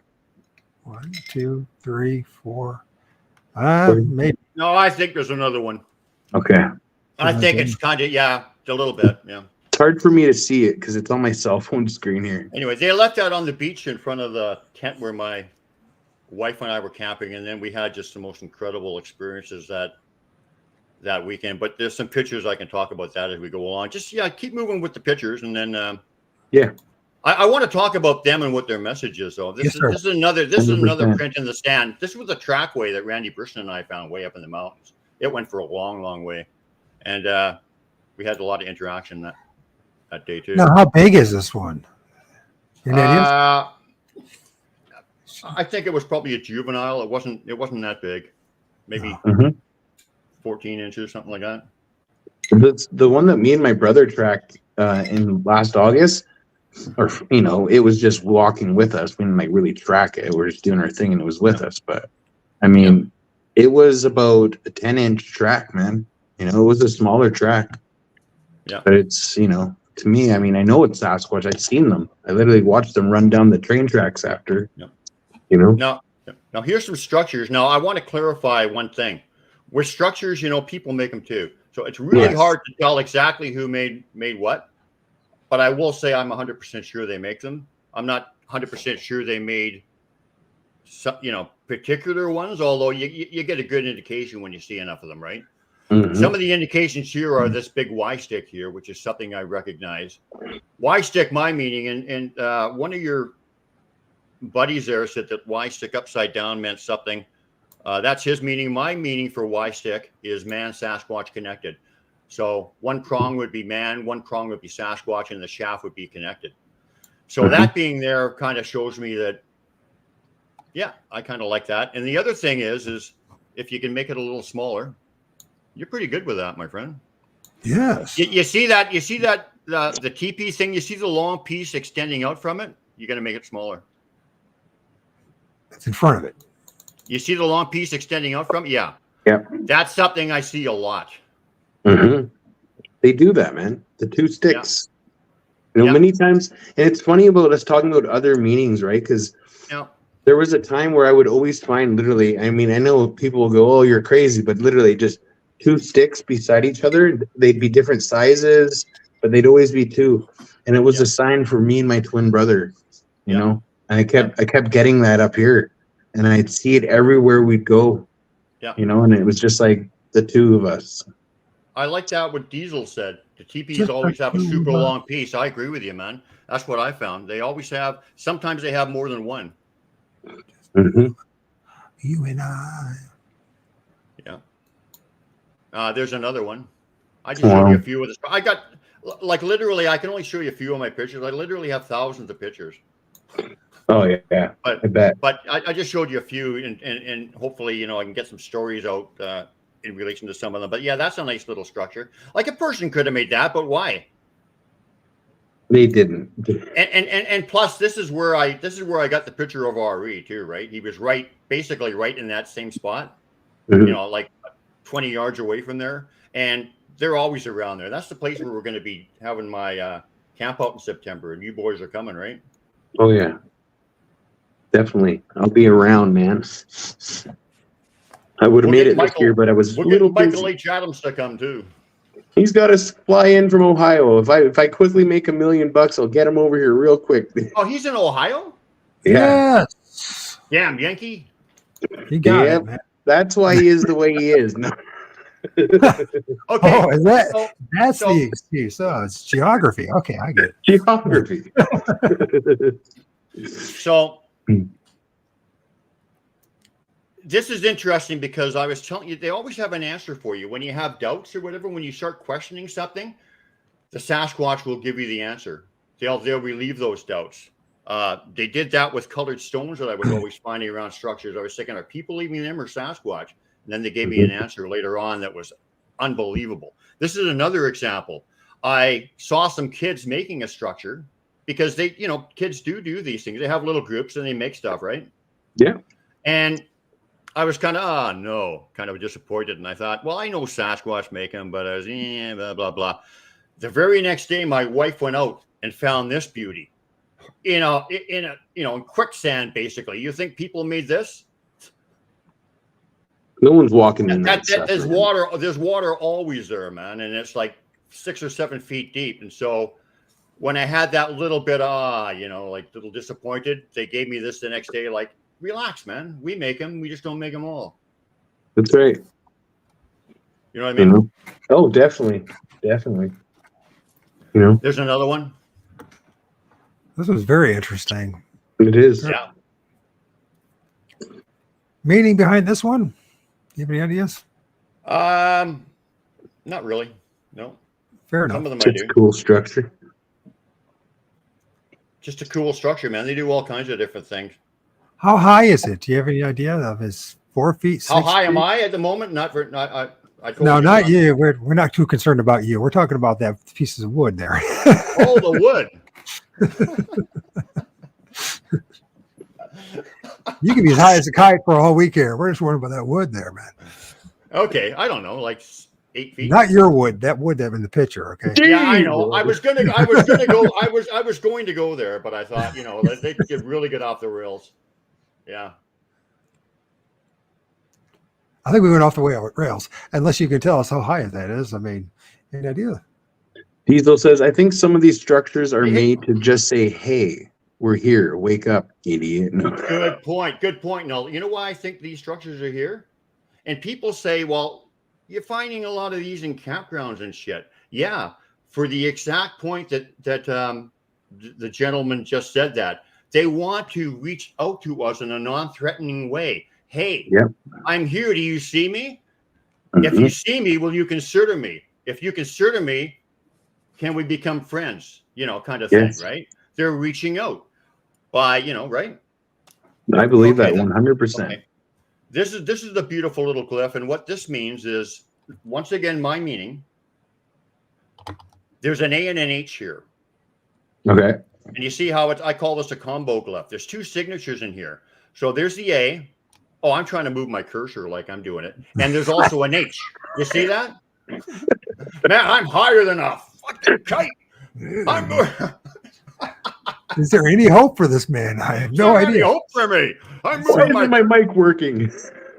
Or my mouse?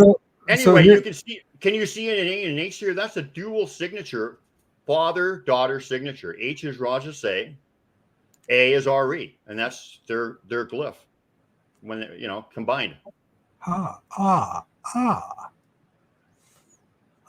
Me too.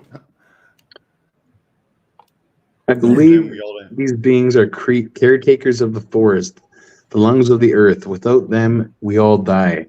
They are telling us to get our shit together. I feel it's killing their world too. Yeah.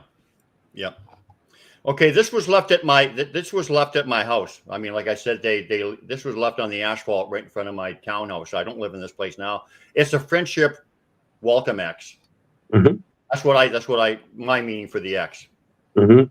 And the meaning I knew for the reason I knew for sure it was them is this little stick here. I've seen that little subtle touch before, and that just gave it away. But anyway, this is the entire asphalt of a townhouse, and there's not another stick in the whole thing, other than this perfectly placed thing right. Hey, Brian Wildman. Okay. Can you see the face there? Yes, 100%. Right in the middle. There's RE. No, there's RE himself. Oh, you can see that one. Way to go, Michael. You're not blind. Very ethereal, isn't it? It looks like it's got orbs with it as well, huh? Oh, it totally does. Yeah, that could be, I mean, I'm shooting into the light, so that could be a camera thing. I don't know. But that face is no camera thing. Mm-mm. That's one of my boys. It's presence, man. Presence. Me and JT were talking about this earlier in the show when you were skipping out on us, right? Hosing us at the beginning of the show. We were talking. What did you bring up, JT, about the orb that I filmed and what's inside it? Michael has an amazing orb picture of a literal face inside the orb of a Sasquatch face right in it.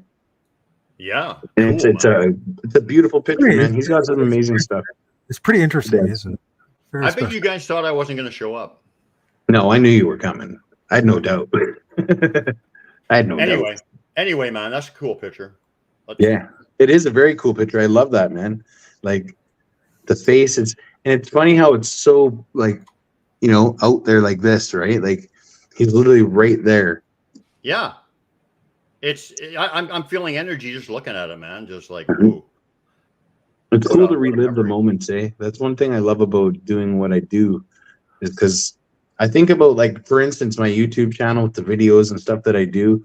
When I'm freaking 80 years old, I'll be able to look back and go, I remembered walking through that forest and doing this. Like, oh man, that just gives me the best feeling ever. I'm gonna think about that. Yeah. Oh, okay. Make that a little smaller. This is fascinating. That's another gift that they gave me. That's universal energy going around the trees. You see that stuff? Yes. That's universal. Cool. That's energy swirling around the trees, man. That is a gift, that picture, to me. I have filmed this as well around trees as well. I have a theory about it, if you're interested. Well, as long sure. Definitely. So I've got images of this too, and one of the things I started to realize is the connection with the trees and with Sasquatch and other entities and beings and spirits, right? And the trees are like the neurons of the world, and they reach down into the underworld. We walk on the middle world where the trunk is, and the branches reach out into the upper world, the atmosphere, and they create this kind of vortex and energetic field. Each of these trees, when they rub against each other, they create an immense amount of static electricity as well. And I have discovered through my filming that the spirits travel up and down the trees. Yep. They use it as a highway. But I think they gave me this picture because it was a teaching. When I don't. Well, maybe when that I was take- just it. when I- Hey, hold on. Maybe you were just getting the teaching. Maybe you're now? just getting, maybe. Come on, man. You got to listen. Ooh, Is maybe I'm Michael getting you some teaching. schooling? Because I do have something here to say, and You know I what? think it's I'll very be calling similar. you daddy in no time, man. I mean, No kidding. Gandalf, right? There's Gee, brilliant. daddy, tell me something. Michael's No, but- schooling now. Honestly, it's my research, and I don't hear any of the rest of you guys talking about it. I But talk about it, man. I do believe the Sasquatch. Yeah, but you didn't start talking about it until I pointed it out. You did. You did point it out to me. Definitely. So What did I point out to you, Owen? What did I point out to you? Recap that again. You What point out exactly some did you good- said that there's energy in the trees, right? the Yes. trees, they are like the neurons of this world. Just think about how they're built. The branches reaching out into the heavens, then the roots reaching deep into the ground, all the way to the water table. And so, many indigenous cultures see the trees as a representation of the world, right? The roots representing the underworld, the trunk representing the middle worlds, which you and I, the rest of us, walk upon, and the branches reaching out to the upper world. And the trees, they create this vortex of energy. And so when the trees, when the leaves rub against each other and the branches, they create static electricity. And what I discovered from my film, because I started doing what everyone else is doing what they're doing, so I just started doing my own thing, and I started filming the trees, right, and up into the trees and all that. And I started filming I got numerous images of different types of entities that use the trees as a type of like elevator or a highway, if you will, to go from underworld up into the different levels. And these trees create an immense amount of energy. In fact, you can run a light bulb on a tree, the amount of energy it has. So there's plenty of evidence of this. And there's our folks like in different research groups, scientific groups. One's in Italy right now. They're trying to figure out a way to harness that electricity from the static that comes from the trees. But there's people that are running like light bulbs and all that from trees. And so they create an immense amount of energy. And I think that from my observation, it seems that Sasquatch and all these other spirits, just use the energy of the trees. Yeah, I agree with you. Because I mean, I've seen them manifest out of the trees. I've seen them go through the trees, walk into trees. I've seen them. I've seen them as trees. I've seen one that I thought was a stump, and I was looking at it, and I said, "Is that a Sasquatch?" And I said, "Probably." I don't know. I guess not. So it was like a head bopping up and down, right? But it still looked like it was a head bopping up and down behind. I was kind of, what I think it is. I looked away for a few seconds. I looked back. The whole stump was gone. No, that's a Sasquatch. Yeah, that's definitely not a stump. Like my buddy, for instance, on this whole shapeshifter or whatever, they can make themselves appear as whatever they want. Oh yeah, absolutely. And my buddy was climbing. Is that Duke? Duke is in the building. Yes. Hey, Duke, how you doing? This is Mike. Now, my buddy was. Dystopia. You need to come join our show, Duke. I haven't talked to you in a while. 7 years, man. I'm trying to talk to you. Listen, hold on a second. You can just hold on a second. I'm saying Duke. Me and Duke did a show together with MK Davis 7 years ago. Hey, can I say something? No. Yes. Westward Ho, Pilgrim. Oh man, that's hilarious. Now you can say something, young man. Esquire JT, what would you like to say? Sir, you've derailed my thought train, so I mean I'm kind of lost right now. They can shapeshift into anything. Okay. Story about the shapeshift. I have even seen them in human form, and it's undeniable. No, that can happen. They have walked up to me and they've interacted with me and people in human form, and because of the stuff that they were doing and whatever that was not humanly possible, I know it was Sasquatch. And then I had another friend who had an interaction with people that were Sasquatch, and just the way they're acting, whatever. And then the scent of a female Sasquatch was there as well with the female, and so that was like double proof. So I mean, what they can shapeshift into or turn into is pretty well only limited to the breadth of their imagination. And they also utilize, or they can see through the eyes of these other animals or people. For instance, I'll be, sometimes they'll answer a question. I'll have a question, and then a raven will fly right over my head at the exact moment I ask the question to give me one single call, just like split second, and then that's the last I hear of it. And that happens all the time. So everything is connected. Everything is connected. It's all, and we're just kind of realizing that with our understanding that is opening up the Sasquatch. They just show us how everything is absolutely connected. Yes, it definitely does. Now, I mean, I'll share this little experience that my buddy had. They were hiking up a mountain trail. It's like a hiking path, and goes up the mountain, and in the middle of the trail, there's this huge boulder, right? Giant boulder. And they're sitting there, and they smoked one, and they actually had a beer, and they crashed the can on the ground and left it there, and they were going to pick it up on the way back down. Yeah. So they get up, they do their thing, they come back down, and the boulder is gone. Yeah. The big boulder was I don't know, like a big ass boulder, but it literally, the can was still there on the ground. The boulder was gone. And it couldn't have gone anywhere. It couldn't have rolled down. It was like 8 feet tall, like a giant big boulder, right? And it's just like that there. I mean, for one, my friend has seen Sasquatch when he was a child as well, right? Like that's how they do it, right? Like they will, I don't know why, but why did they not feel safe enough to show themselves at that moment? But they were there to show presence in that moment, I guess, by being the boulder, and then having it disappear is just like, what the hell, right? They're just showing you, they're just showing presence. Yeah. Right? Oh my God. You're in the show. Everyone can see and hear you. This is live? This is live, baby! Oh! Rock trolls, huh? Dun. Rock troll, yeah. Basically, right? So, you want to go on to some more pictures? Because there's lots of stories. I mean, the good stuff is coming. I hope. I can't get into. So did you describe what was going on when this happened? Energy. I just thought it was universal energy was what I thought. But the thing is I don't see when I take the picture, I don't see it, what I'm taking the picture of. Like all of those Sasquatch pictures, and this and that face in the mist, I didn't see any of that until after the fact. Is it always that way?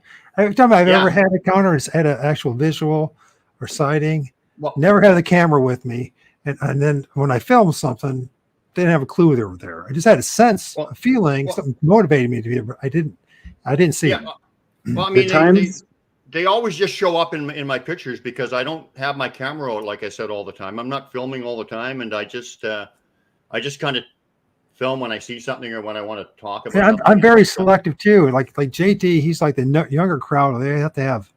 They do like hour-long videos of them marching around in the woods. But like me, I'll take select images. I use my P900 and it just takes stills. I hardly ever make a video. Although back in May of 15, I actually did use the camera part of it, video camera, and actually did film a Sasquatch, ironically enough. But I smelt it and it was motivated. Something motivated me. It motivated. Yeah. No. Yeah. My purpose, my pursuit is not to prove that they exist or to take pictures of them.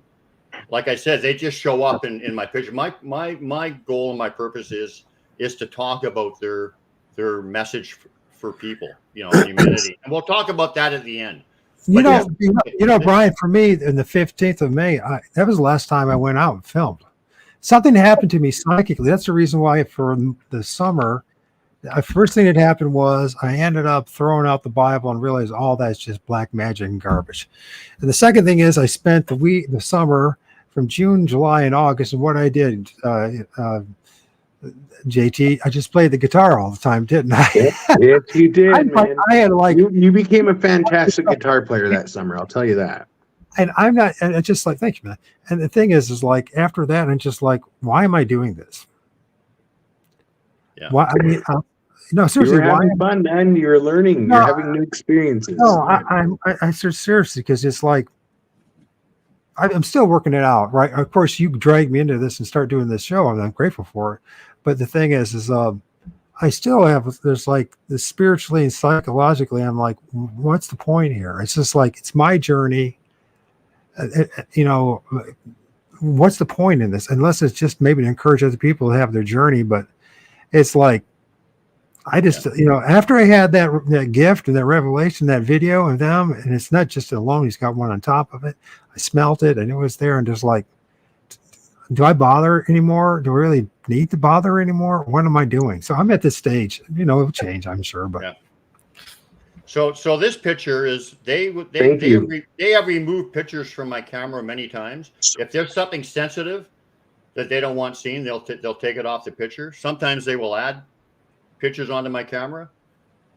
This particular one, I did not take this picture. This just showed up on my camera, and it looks like it's in another dimension or something. That's my wife there. Yes. That's I did not take that picture. You're not the only person who gets them like this, you know. I mean, you know that they do this to everybody, and you know, a lot of people, right? Yeah. It's funny too. They do a lot of different shit, and we all sort of get our own mixture of it. Yep. Yeah.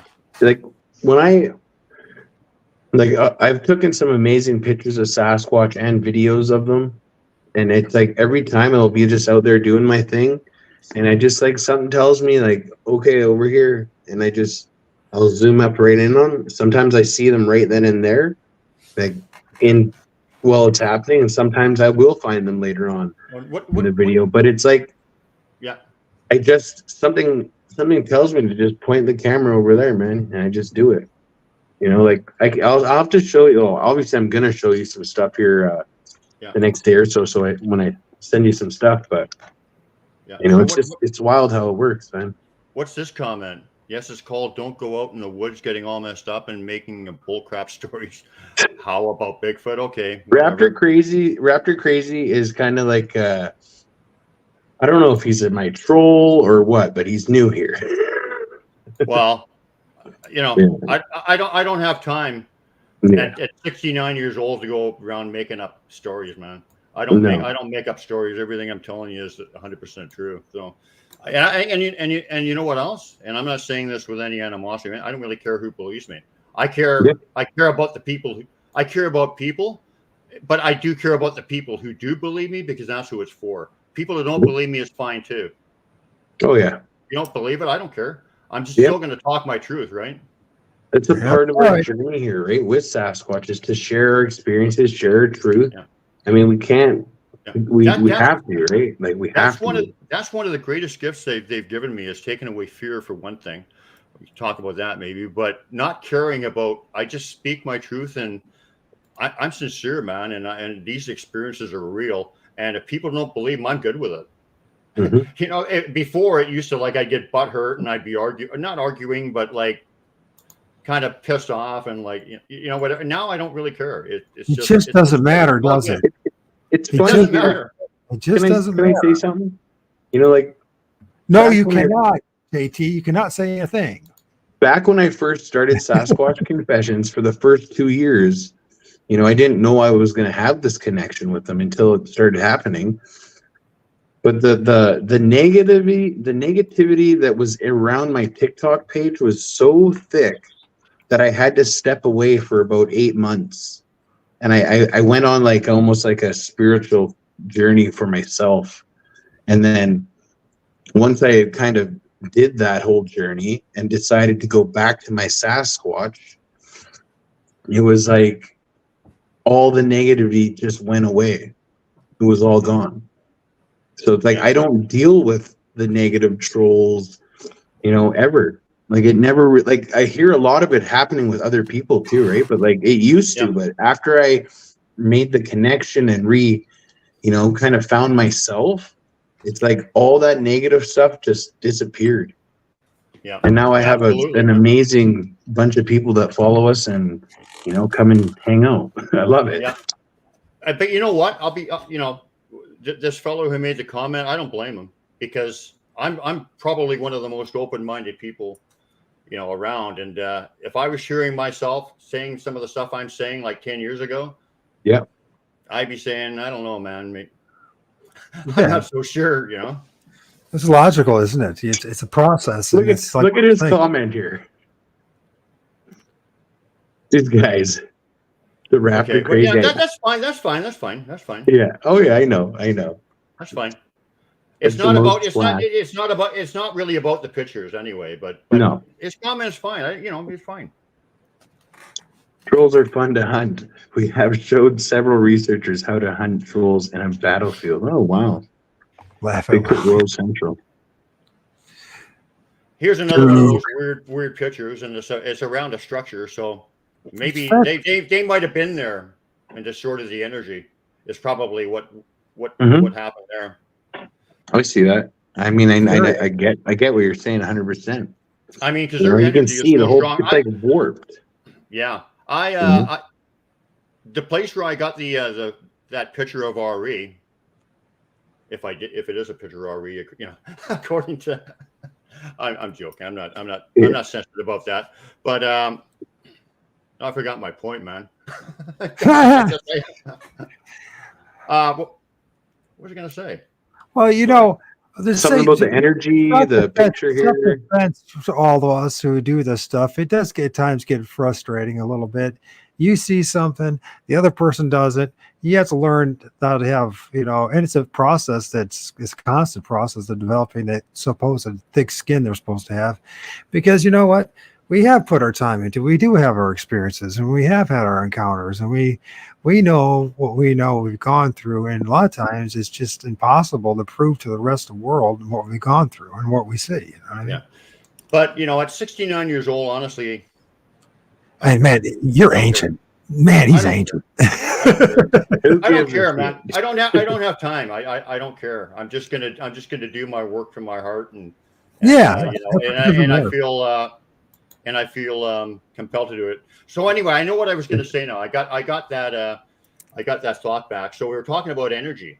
So in the place where I got the RE picture there, the cloak one, Uh-huh. I was standing there one time, and right beside me, I could hear this crackling energy, like a lot. It was like crackling right in my ear, and I know that somebody was standing right there, right beside me.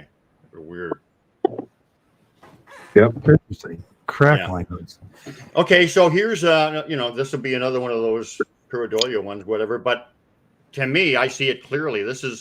Here's my wife and I hamming it up and on the beach, and I see I see RE's face there. You see the eyes and the nose, kind of, or is that stretching it for you? I mean, to me, I in the background, in the trees, or in the right smoke. Here, the smoke is you can see his eyes and his nose. Oh yeah. Yes. Dude, he's photobombing with you. He's photobombing me, yeah. You see that, right?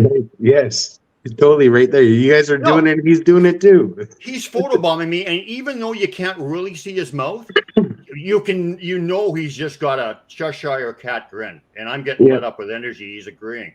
I mean, that's their sense of humor. Look at that, man. Yep.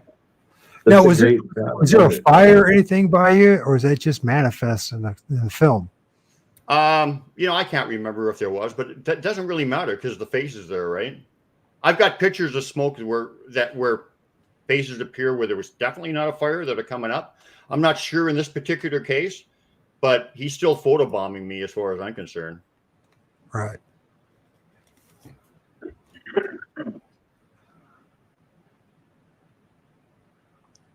All right, next picture. Let's check it out. This is an interesting one. I'm not quite sure what we're doing here, but what are we looking at here? Well, gentlemen, what we're looking at here is I'm from Canada, you see, Michael. So I'm a hockey fanatic. Hey, I see. Oh, Hey. yes. And if you say anything bad about hockey, we will come and we will hunt you down. So I Oh, not go only am Red I- Wings. Go not Red only am Wings. not only am I a hockey fanatic, I also am a hockey card fanatic. So I used to sell old vintage hockey cards, right? Okay. And I was paying way too much attention to the hockey cards and not enough attention to my Sasquatch buddies. So my friend Little Bud decided he was going to play a trick on me one day or teach me a lesson one day. So I took a bubble envelope with a really expensive Gordie Howe card in it. And you probably know who Gordie Howe is. Even you do, Michael. Of course I do. Dude, I just Okay. live an hour away from Detroit, man. The Red Wings, Okay. man. Well, We're he's like a god. He's a god, right? He's a god. Okay, so I had an old Gordie Howe card in there. I was sending off to some people in this bubble envelope. But I thought, I'll go and stop off in the woods first, and then I'll go, right? So I put the bubble. I went and parked in the woods.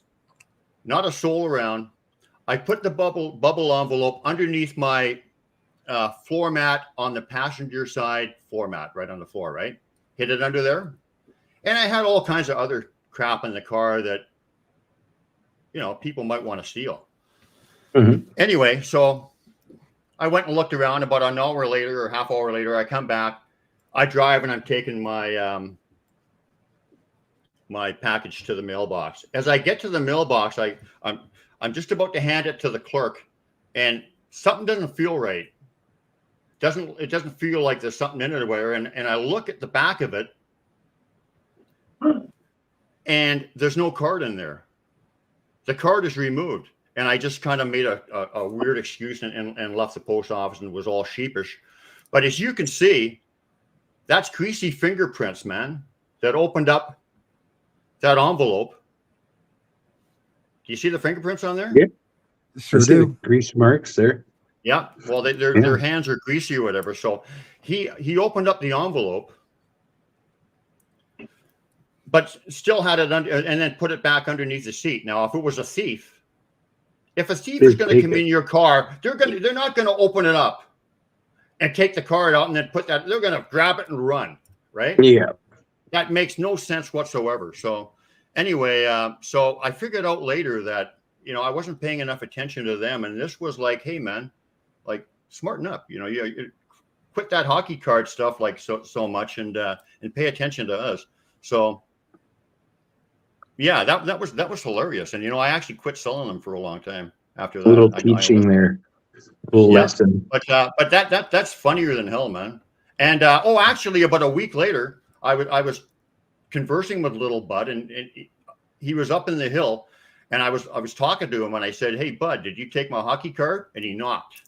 And I said, "Hey, Bud, are you a thief?" No knock. And every time I asked him a question that he approved of, he would knock. And then when I said, "Are you going to give me my card back?" No knock. So he did admit he took it. So. Oh man, Little Bud, man, give his card back. I never did see it again.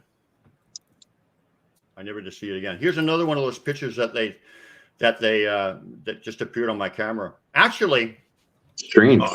How long do we have, man? Because how long do we have? Because I got so many stories and eternity. It's apparently eternity. So what the heck? I do have to work in the morning, so. Okay. Well, we can still talk. I mean, okay. So this is a really amazing story. So I went out and I went to a restaurant and that I used to go to all the time. It's kind of like a restaurant room where we just sit around and talk and whatever. It's almost like a living room or whatever. It's one of those little diners. Yep. And the same kind, the same people would go in and we'd all bullshit and stuff. And, like a Rocco's Diner or what? Yeah, something like that. So I'm talking to this guy and I took him out into the woods. And this guy was a tracker and stuff. So he was very used to looking at stuff. And he was also into mushrooms, and not the magic mushrooms. Like he was a mushroom club guy. He was interested in all kinds of different mushrooms. So we were finding structures and tracks and everything. And this guy was more interested in mushrooms. And I was just like, what the, like give your head a shake, dude. But anyway, we did see some tracks and we did see some structures, and this guy was paying attention, and we came upon something where there was a broken branch with some mushrooms on it. Okay. Mhm. And this guy looked at it and he knew right away. He's not stupid. He knew this did not fall from here. It didn't fall from above or whatever. It was placed there. And he was smart enough already to figure out that because he was interested in mushrooms, that's why he noticed it, and that's what drew him in, right? Okay.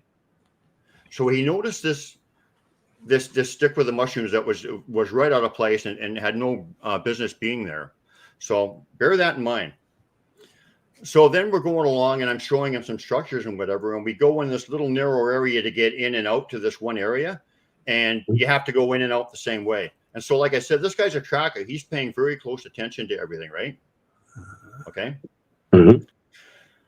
On the way out, he finds a spike, about a 8-inch spike or something, one of those great big metal spikes. Like a railway spike? Yeah, kind of thing. But it wasn't quite a Or railway like spike. a One of those big kind. nail ones. Yeah. I know the And one. he said this was 100% not here when we walked in. And like I said, this guy's a tracker. He's looking. Mhm. Okay. He said this was not here. 100% it was not here. So anyway, we end up going back to the restaurant, right? And we've got the nail with us, the big nail. And there's this other guy there, and we start telling him about the Sasquatch experiences that we had and stuff. And then we show him the nail. And we said, hey, and look at what we found. This is the nail. The guy just about shit himself. He said, I was just going to the store to get 5 of those exact nails. Okay. So then this guy's right into the story. He's thinking there's something to this guy was like drawn right in after that, right? Mhm. Okay. He was like drawn right into the story. And what basically happened is they brought us all together. They brought us all together. They had us all come together and set this all up. And it's beautiful. It's remarkable how they do that. So this guy's blown away. So I'm talking to the other guy and I said, hey, show this new fella, the new guy we're talking to, show him the picture of the stick with the mushrooms on it, because, that's what kind of started it all, right? And I was also telling them, as the guy I took out is looking through his camera for the picture, I'm telling them they will often remove pictures from your camera, Oh, yeah. And just as I've I'm had it telling him happen. that, this guy's going through his pictures, and the mushroom picture on the stick is gone. As I'm telling them that they remove pictures, every other picture is on there. Every other Except picture for is that on one. there, but that they removed it just to prove their point. Yeah. And after that, I'm driving this guy home, and he stopped off and got a 6-pack or something. And I said, let me go through those pictures again. This is hard to believe. As he went through them again, this picture we're looking at now was there in the place of the picture that they removed. Okay. We know it's 100% science. That's pretty awesome. Yeah. And then Pretty we went cool. back to his place and they did a bunch of like noises and stuff and whatever. But I mean, basically they brought 3 different individuals together and played out the scenario that they wanted to show all of us. That's how deep and amazing these did something people are. for every single one of you guys. Yeah, It literally absolutely. did something for all of you. That's it, It man. brought you together. Yeah, that's it. That's Mhm. it. And I think we gave the guy the nail, so he only had to get 4. And I think he put it on. I think he said he was going to keep that one, put on his mantelpiece or something. Hey, that's amazing, man. I Yeah. really think that's so cool. Okay, so let's move on. Michael, are you there? Yes, sir. Okay. Guys, I'll be back in 1 sec. I have to run to the bathroom for 1 second. I got to. No, you can't miss this one. This is one of the good ones. I'll be right back. So. Okay, I'll heckle Michael when you. Yes, you will. So how long have you been involved in the Sasquatch enthusiast world? 2017, 7 years. Ah, cool. 7 long years. And what you had a sighting and that initiated your interest, or what? No, I was a truther, and I was fed up with the truther movement on the internet because it was going nowhere. Also, was on the Christian right side of the truther thing, if you will, and then I discovered what the Bible actually really says, and became very discouraged. And so I had this real FU moment, and I figured, well, what to be the one thing to research in the truther community, and everyone thinks is a big joke. And I chose Sasquatch. So, in February of 2017, I started off by interviewing people, and one of the people was actually Duke with M.K. Davis. And I didn't believe it at the time, right? But I was out to try to prove that it was a government psyop and just another lie of the endless lies in this world, right? Yeah. 6 months later, well, after 6 months, it was July. It was end of July of 2017. Actually, in my first sighting, in the beginning of August, I had my first encounter standing next with a Crow Indian medicine man, and a Sasquatch got 15 feet in front of my face. Actually, I saw two of them in the middle of my town. In the middle of my town. Fully materialized? Yeah, it materialized. In the physical, 15 feet in front of you. That's cool. Yeah, he was crawling up the ravine. And so, then you were a believer after that, I imagine. Well, the problem was 7 years ago, the Flesh and Blood crowd owned the show, right? And me trying to share my experiences, I mean, it was nothing but absolute freaking abuse, right? And I discovered real fast that I was on my own by the end of the middle of 2018. And so I became very discouraged with the Bigfoot community and its divisiveness and this whole Hegelian dialectic nonsense, a little flesh and blood versus woo thing. And there's just couldn't find anybody to have an honest conversation about what was going on. Literally, I couldn't. And that's one of the reasons I kept on doing the show and interviewing people, is trying to, hey, listen, this is what I'm going through, but everyone just dismisses you. So by the end of 2018, I just said, screw it to the Bigfoot community. And quite frankly, if it wasn't for a few other things I had to go through in the beginning of last year, I decided to get back into it for whatever reasons. And I think part of it was because the spirit realm. Yeah, but it might be part of it. You never know. Who knows what their intents are? You know what I mean? But the spirit realm and Sasquatch and all that motivated me to get back into it. So I started getting amazing pictures again, and I started to do a show. And it's a rough ride, but it's one of those things that maybe Mike's right. Maybe I was chosen to be an ambassador to tell the truth as best I can about the story of Sasquatch, at least from my perspective. There's a reason why I chose you, Michael. You're not doing this show by coincidence, Michael. No. Well, you might have chosen me. You might have chosen me, right? Because me and JT have been having a good relationship for the past year, right? Started out, Michael is one of my best friends for sure, man. I consider you one of my brothers, man. And so JT, me and him were like talking about these being ultra-dimensional beings, not just interdimensional, but ultra-dimensional beings that can not only manifest in the flesh, go through trees, pop out of trees, pop out of the ground, but can do all sorts of things, right? Yeah. But trying to find anybody else to talk about it, the only person who was willing to do it was a 38-year-old dude, ex-drug addict. He had a TikTok show. He was the only one willing to talk to me about it. That's my experience. So here we are. So because he has balls, man. So and I think he doesn't mind speaking the truth, And so this is one of the reasons why I decided to start this Sasquatch Confessions and Friends, is to give people who have a voice, even if you're the flesh and blood crowd, just still to give them a voice. Give everyone a voice, because that's one of the things I've noticed in the Bigfoot community. It gets very cliquish, extremely cliquish.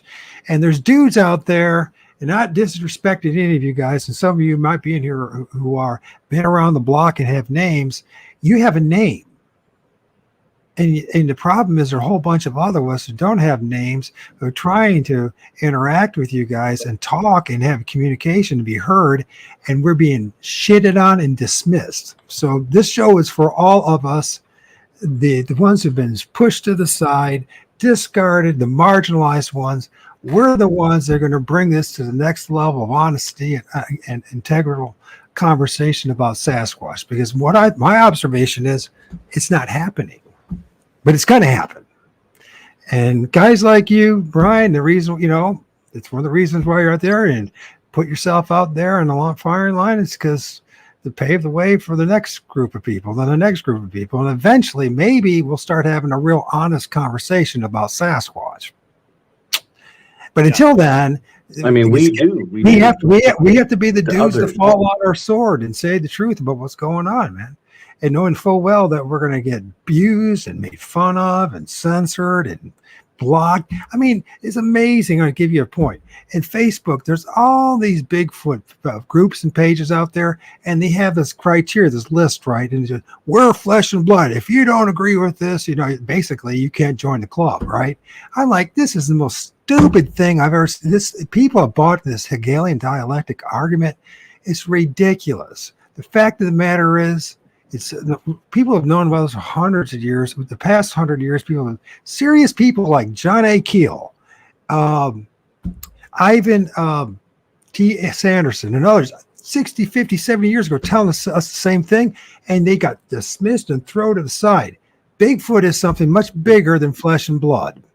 That's it. And then until we get, and the Native American people, my side, I'm happy, boy. My people were telling the truth when they said they come out of trees, and we were all shitted on. And it's like, to me, I kind of like Mike Patterson, right? I have this attitude. I got this punk attitude, and I'm like, you know what? I'm going to tell the truth, and I don't care if I have a friend. I'm going to keep on telling the truth. But the funny thing is, I do have some friends now because I keep on telling the truth, right? Good friends. That's the Sasquatch. That's right, bro. Even if I'm old enough to be your father. You are? I wouldn't say that. My dad would be in his 70s right now. You're 38 and I'm 56. And I'm old enough to be your father, so I know, that's scary, isn't it? maybe I am your father and maybe JT is Probably. your son. Is that possible? Who knows? Maybe we were like some kind of clan from the other dimension that came all over Sasquatches from the other side. We're all meeting back up. Yeah. Okay. I know I sound harsh about that, but I'm dead serious about it too. It's been a real rough ride. So. Yeah. Well, where do you get to be my age and you just don't care? I don't even really interact in any Sasquatch groups or anything. Oh, you, my dad. I don't know. It's like JT said, it's not about the group. We don't care about belonging to the Sasquatch community, the Bigfoot community. We're here for people like us who've been marginalized, who've not had our voices heard. Yeah. If that makes sense? That's what we're doing. Well, yeah. Yeah, it does. Okay, you want to hear about this one? Yes, sir. Okay. So my wife and I were hiking, and we went to one of our little favorite places by the river. And I came up to this stump, and once again, I'm moving my cursor around like I'm actually showing people stuff. And do you see the rock on the stump? Yeah. Well, I saw that rock, and I knew it was for me. I just had a knowing it was for me, okay? Mm-hmm. Strong knowing. Now, notice the color of that rock. You see the color of that rock? Yeah. It looks like all the other rocks. It's like a river rock, right? Yeah. You can see that, right? Oh, yeah. But look at the shape really closely. Zoom in, Michael. Okay. Okay. And look at the color really closely. Now, zoom out and let's go to the next picture. And I'll continue the story. I took that rock home, and the next day it turned completely black. Wow. Really? That's the same rock. That's the same rock. Go back and look. That's the same rock. And look, it's a Sasquatch in profile. Nice. Wow, eh? That's pretty amazing. Can you see that, Michael H. Adams? I can see it. I'm not quite sure. No, I have to say no. It doesn't mean it's not there. I just don't. Not sure what I'm looking at. Okay, It's the same rock. I can see it's it. the same rock, man. No, It's just- I'm looking for the profile of Bigfoot. Is it Well, no. here, or is it on No, the it's other on one? it's on the other one. I'm just Wow. saying it. My point is, it's the same rock, and it turned black the next day. So yeah, I see like a head there and shoulders, arm, kind of leg, kind of thing, and it's kind of looking in profile. You see that? And I call yes. that my RE rock. Okay. It's funny because they actually guided me to stones that are kind of similar, like this black stone. Yeah. They guided me to a stone to connect the Squatch gang, where I'll just tell my little experience. I mean, we went on a hike. I went past my log where I'd gifted with them many times. My rock was still in the middle, did a huge loop. As I was approaching it, the rock like called my name, basically, not literally, but I had seen this rock and half of it was smashed into shards. Instantly just grabbed it. I don't even know why. Jammed in my pocket.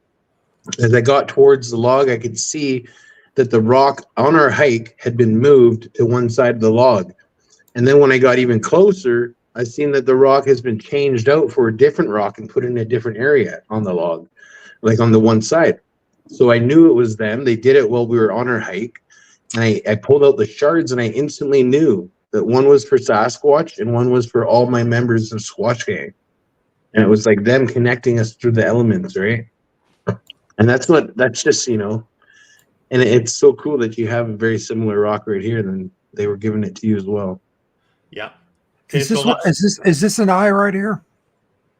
man, I don't know what you're looking at. Can't you see the skull up there? Like it's the top of it. You can see the whole skull, the head.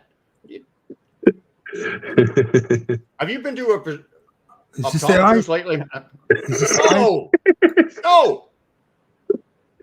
No. Move on to the next picture. You're frustrating me. Well, no, I want to see what you're seeing. I want to see what you're seeing. Can't you see the skull there? Can you see it, JT? I could, yes, I mean, can. you can't unsee it. I wish I Is could. The whole move the thing. thing is the whole shape of the rock is kind of like the body of the Sasquatch. The top of it, you can see like a skull. You can kind of see arm, the leg, the back. I don't know.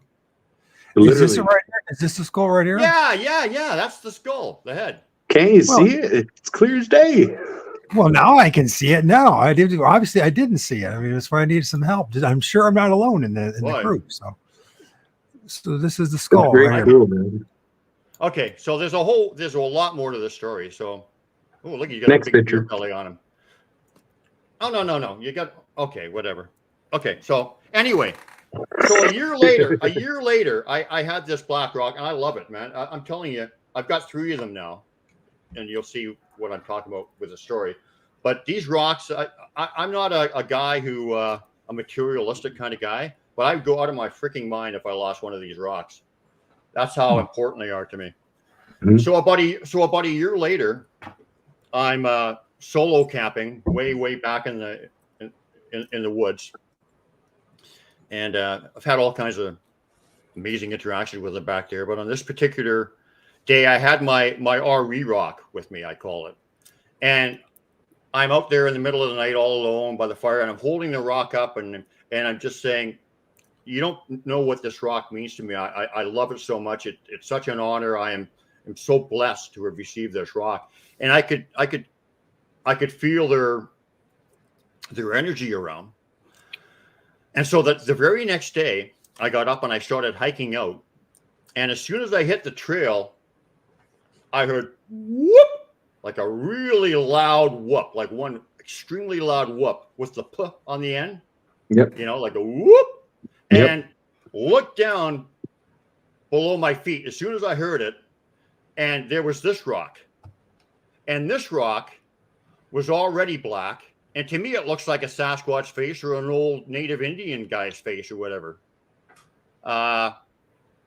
And as soon as I picked the rock up, well, for one thing, I knew it was related to the other one, right? So I knew it was related to the other one. But as soon as I picked the rock up, I got mind speak, and it said, "You're getting a third.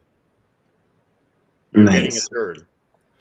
So about a year later, I'm at a gathering of some people, and we're all talking about Sasquatch and spiritual things. And there was this lady that's part of the story too, and I'll show you how she comes into it as part of the story as well. But she went across the road to a little area across the road where there was a little river. And Susan and I, my wife, had just been there and didn't see anything. But she went shortly after us, and on top of this big boulder was the rock, the next rock, if you can go to the next picture. And as soon as she picked that rock up, she got mind speak. This is for Brian. So she gave it to me, and I'm looking, and I knew right away that it was, it was the third rock that I was supposed to get. And my wife said, as she's looking at it, Brian, your name's written on the bottom of that rock. And I didn't notice it. It is B-R-I-A-N. I can see it. I didn't notice it. Wow. B-R-I-A-N. You can see, the A is not as, but anyway. I can see it 100%, man. That's so cool. But I didn't pay much attention to it. I thought, yeah, whatever. Because I'm so involved talking to the people. But about a month later, I'm driving down the road. She's driving, and I'm looking at the rock. I've just got it in my hand, and here we go. And I'm looking at it like this on the bottom. I said, what the fuck? There's my name on there. And I said, what? What? This is incredible. And the thing is, it didn't look like they just etched it in there like yesterday, or whatever. It looked like it's been there for thousands of years, or millions of years, or whatever, like mind-boggling. So I knew I had my 3 rocks. There was my third. So let's go on to the next picture. It's funny because they just know, right? Like they could have, they know our thing, right? And they're. Did I do 2 there or what? Yeah, I think there was a double actually. Go ahead. Next one. Next one. There was a couple doubles. We're going. Okay. Now we're okay. Okay, so that's. It's like they wrote Brian in graffiti bomb style. Yeah, it's funny. Okay, so the lady. This is how we're all connected and how they get people. Oh yeah, they certainly do. So the lady who gave me that rock and said, this is for Brian, she was camping with my wife the first time that they met. And it was kind of a Sasquatch kind of camp out. And the lady showed my wife, Susan, a glyph. But I'm trying to read these comments and talk at the same time. But anyway. Yeah, no worries. But she didn't really know. She knew there was some kind of something going on, but she didn't really know what it was all about, right? And she showed my wife this picture, and my wife said, hey, I'm going to show my husband. He knows quite a bit about glyphs. Maybe he can help you. Okay? So she showed me this picture, Susan. The very next day, I was guided to go into the woods. Like they guide you places, and they want you there. You just get the energy, you go there. And I was guided to the woods. And go to the next picture. Where's this guy? Can you get the next picture? He walked off for a minute. Oh, there he is. And I walked in and I found this. It's identical pretty much. Okay, like it's not quite over the top quite as much, but it's basically identical. Yep. And as soon as I saw it, I said, okay, this is wild. This is amazing. I knew exactly what was happening. And I had also never seen a glyph exactly like this before. So it was unique in that sense. So when I showed that lady what I found the very next day and I was guided to, she was completely drawn in. It was like her eureka moment. She said, oh my God, it's all real. And I'm getting energy when I'm saying that. It was like she knew. So I'm not going to say I connected her in. That's ego talking, but I facilitated, helped her connect in through the clan, and that was how they got her really, really involved in it, right? It's like people could say we do it, but no, Sasquatch do it, Yeah. So she knew 100% after that this is real, and she started her journey. So let's go to the next picture, which is a year later. Everything seems to be like a year apart, these three pictures. Okay, so a year later, I'm at her place in Oregon with my wife. We're visiting her, and she's got Sasquatch interaction and everything there at this point, because she's already involved in it. This is a year later, and so we're walking up a path towards the woods, just off from her backyard or whatever. It's a rural area. It's not in her yard, but it's just off in her backyard, heading up to the woods. And we're walking down a path, and I see this glyph in the middle of the path, and look how bright and clear and it stands out. And it's the same damn glyph as the other two, except for one thing. It's signed by R.E. You see the A? Yeah, I do. Do you see that A? You know what that means? That means that he set it all up, and then he signed it and told us he did it. Years in the making. And I also got to say, like, it was 3. That's how they work, man. They show their signs in 3. Yeah. 3 right? rocks, So it's like, 3 glyphs, yeah. You know? Can you see that? Isn't that amazing? Like, yes. That's like, wow. It's not coincidence that you're finding these same glyphs all over the place, like people, and at that being one that you've not seen before when you first, were shown it. And then they make their presence known like that. Like, that's but so cool, man. I'm seeing the same intricate glyphs in Oregon, Washington. Yeah. If somebody's saying that somebody's trying to pull the wool over my eyes and trick me or whatever, that might have happened once or twice. Some guy might have said, I'll show, but no, this is legit. And, and they'll leave them at your house and everything, like I said, right? Mm-hmm. I've had many glyphs show up outside my house, and it's, or like either on walks and stuff. And it's always when I'm dropping, I say Sasquatch knowledge or like truth about Sasquatch. The next thing you know, there's like I'm standing on top of fucking glyph, whether it be a little X or a Y or whatever, there's multiple ones they've sent me. And it's just, that's how they work. And you get that instant knowing that like they're giving you this information, and they're approving of your speaking, man. Because for me, I'm usually speaking about them when I find them, because I'll be walking around doing my thing and just I start talking how I feel with the Sasquatch, and boom, on the ground right there. Yeah. So isn't that an amazing story? Like between the rocks and that glyph. I mean, wow. The connection, man. Yeah, let's go on. Okay, that's one of the ones they left right at my front door. Look at that. Mm-hmm. Catch up with the chat. What?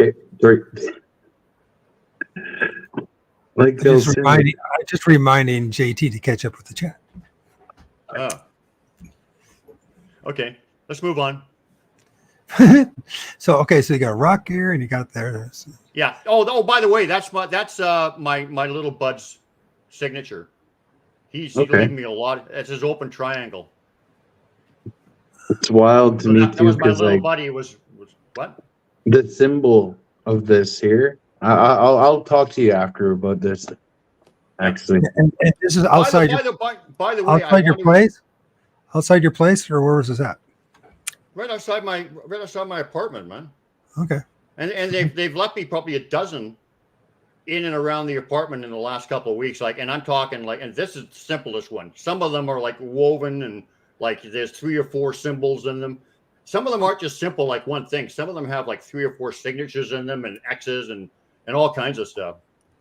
Cool. Mm-hmm. But my buddy here says, I think Sasquatch understand native language because when I speak Cree to them, or Cree to the one, I seen it turn around and it understood me. I think it's more or less like they understand the people, like who can connect with Sasquatch. Like they can understand all languages. All languages. Okay, so here's another one that was left at my place. There's the X for the friendship welcome. I'm not really sure what these sticks symbolize. Maybe a path. But this little thing I didn't even notice the first time. This little thing down here, and this is the most interesting thing. So if you want to move on, I'll show you what I'm talking about when I say that. That. Yeah. Okay. Is that the same thing right here? Yeah. Okay. I found it the next day. I didn't see it the first time. So this is how thoughtful and loving and intricate and detailed they are. So this thing right here is, I call it, well, like a fish glove. You'll see some illustrations of it. It's like, anyway, you'll see what I mean when I show you some more pictures. This one is not a very good illustration of it, but the shape on the bottom is like what I call the fish glove. And that's the symbol for my relationship with my wife. That's my connection with my wife. That's Brian and Susan's connection. Okay. And So look what they put in it, man. A heart. You see that heart there? Yep. You see the sentiment and the love that they're showing? It's for you guys, you know? Yeah, absolutely, man. And you know, I mean, what is that part? Is that part of the plant or is that something else? What is this? No, that's just like they'll just use anything. That's like a hairband or something. Is it? Okay. A hairband. Okay. Oh, Yeah, I mean, they make glyphs out of like stuff other than just like sticks and stuff. But you'll see what I mean by the fish glyph later. But you got to understand that I've had tens of thousands of these glyphs, and the meaning is undeniable for me, for the personal meaning. So I guess you just have to take the leap of faith and trust what I'm saying. yeah. But once again, I will say that the meaning will not be for you either, unless you want it to be. So okay, let's move on. There's another thing to the left, right in the front there. See, there's Ari's A and there's the X. Yeah. AX. See it? It's right in front of my house again. Ari's A, and there's the Friendship Welcome X. Now, is that etched in there, or is that chalk, or what is that? You know what Like chalk, I think. The chalk, okay. But it doesn't matter. I mean, they'll use whatever, you know. Well, just to know, that's all. I mean, Yeah. No, it's chalk, I believe. Okay. We can move on. Now there's the Friendship Welcome X again. Now, my wife and I had just laid these blankets down. We had just laid there, right? Okay. We were just laying down. There was a raven across the water watching us, and I knew that it wasn't more than a raven because it was doing some. Well, I'll tell you what it did later. But anyway, we had just laid these blankets down.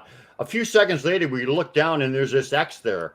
Now, as you see, part of it's on my blanket, which means that it had to have been placed there after we put the blankets down, right? Yep. You know what I'm saying? 100%. It was laid on top of your blankets or your towels, right? While we were there. Yes. While we were laying there. And as we noticed this, a raven flies over our head. Right over our head. And it's a sign, man. And he goes 100%. back to this wood pile where I had some wood for the fire for the long night. And I had a feeling I had to go back to that wood pile. And when I got there, there was a single raven feather right there. A gift, a raven feather gift. Huh. Later in the evening, the wife and I decided, let's look at those pictures that we took of the raven feather, because we took about 5. She took 3 and I took 2. Every one of those pictures was removed. Huh. They were all gone. Every one of them from both our cameras. So let's go to the next picture.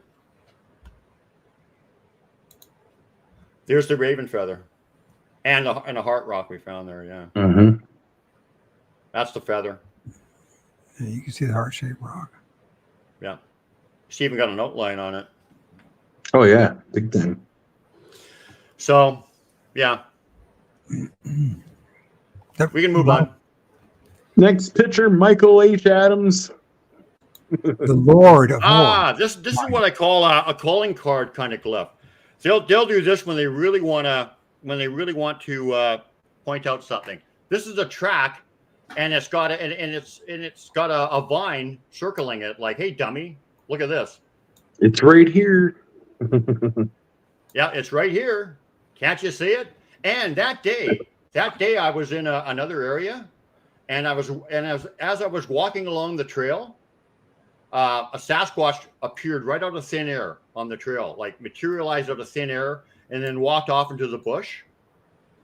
Later on that day, I was being led off trail, and I found these amazing circle structures that created. I found about 6 or 7 of my wife and my glyphs that were like definitely not random, because things can fall and look like something to be random, but sometimes it's obvious. So I was getting a lot of interaction that day, and this was the individual who I saw across the path, who materialized out of thin air. That was his track, and he's saying, "Here's my track. That you saw me, dum-dum, and I'm going to circle it so you can't miss it."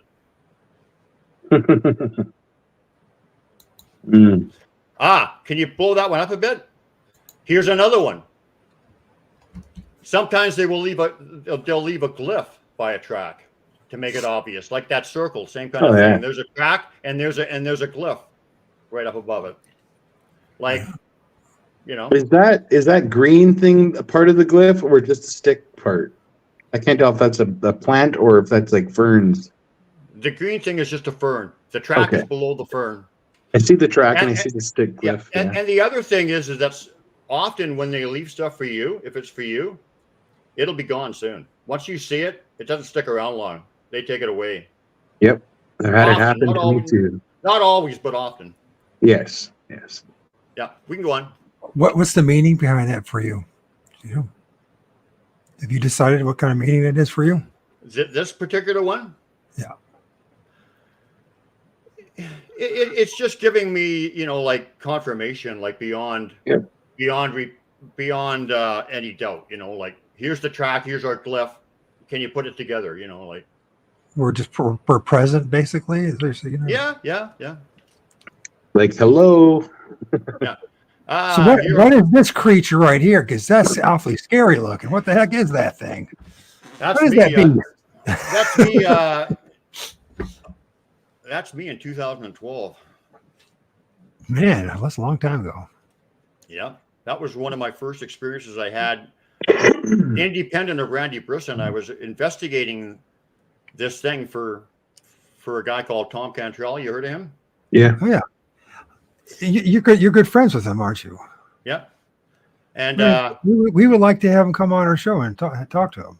Give us a good word, will you? I will. I'll get him on. Thank you. So I'm back there, and I've only cast one print, and I did it just for him because he wanted me to. I'm not interested in that. Yeah. And I'm not interested in evidence really, but so I was back here and I was seeing if the trees were brought in or pushed over. I was just kind of investigating. Hold on, I'm reading it. It's fascinating how they weave them together. I found the exact same structure like this, just lower. So anyway, I'm looking at it, and all of a sudden I got this weird feeling in my head, like what's going on? This weird energy feeling, and I heard kaboom, like two semis colliding, just this big crash, and I jumped right up in the air, like I was startled. I wasn't scared. They've never scared me, but I was startled, and my glasses flew off, and I just started laughing, and I said, "Good one, guys." But that was weird. Like it literally sounded like two buses colliding head on in the woods. That's wild. Was that where you were at this? Yeah. Right when I was there, it happened. When I was investigating it, and this is one of my favorite structures ever. This was here for a long time, and it was kind of like a marker. And how close is this to where you go, JT, and do your tromping around? Well, I'm assuming this is over by you, right? It's in Maple Ridge area. Yeah. So it's the next town over, bro. Like probably about 30 minutes, something like that. Yeah, an hour drive. If you went probably from location to location, probably an hour, maybe an hour and a bit drive, maybe. I don't know. What, from Michigan? Because I go up the mountains, and but we're not far apart, man. That's for sure. And not that far apart. We've literally found this exact same structure, just like this, but it's not as big. The sticks are big, but it's lower to the ground a bit. But it's literally the exact same one. Yeah, I swear. There was a gigantic asterisk they put in the trees, and I've got too many pictures to share them all. I don't think I have that one there, but they do. as far as these structures and these glyphs, I mean, this would be considered to be kind of a giant glyph, I suppose. Yeah, that's You know, big. Musquat. Something big had to do with this one. That's for sure. It's big. already, let's go. How tall are you? 6'4". So you're tall, You're, man. just- you're a big old man, aren't you? Something had to be pretty big to put that thing together. Okay. Here's just another one of their neat little structures. Mhm. I always say people could have made them, but and people do make some of them, but they And what make them else? all, What yeah. else do you say about them?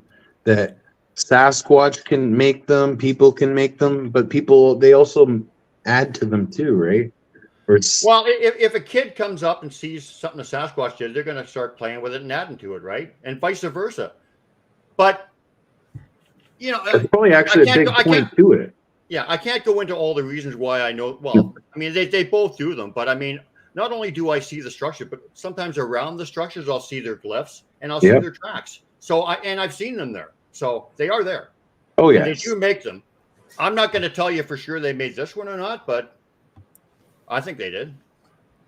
yeah. It looks like they did to me, man. I mean, I don't see children just building stuff like this for fun. Especially these days, the way most of the kids are these days. They're too busy on their games and they're not like we were. No. Now what are you looking at? Mr. Adams is intrigued. Oh yeah. So look at the background. Is there anything? Has anyone ever called you Grizzly? No. But of course, they made fun of me, the Adams Family thing. Adams Family. You're creepy and you're spooky, that's for sure. And my nickname is Mickey. So everyone, that terrible song, Hey Mickey, remember that song? Hey Mickey, you're so fine. Oh boy. Because my dad wanted to name me after Mickey and Mantle, but my mom said no way. So. Here's a neat little glyph. It's kind of unique. And notice the partially snapped stick. That's a trademark of them, where they won't quite break a stick. They'll have it partially snapped. So we can move on. We don't have to stay too long on some of these. There's just another really cool glyph. Yep. I mean, not random, obviously, right? No, I wouldn't say so.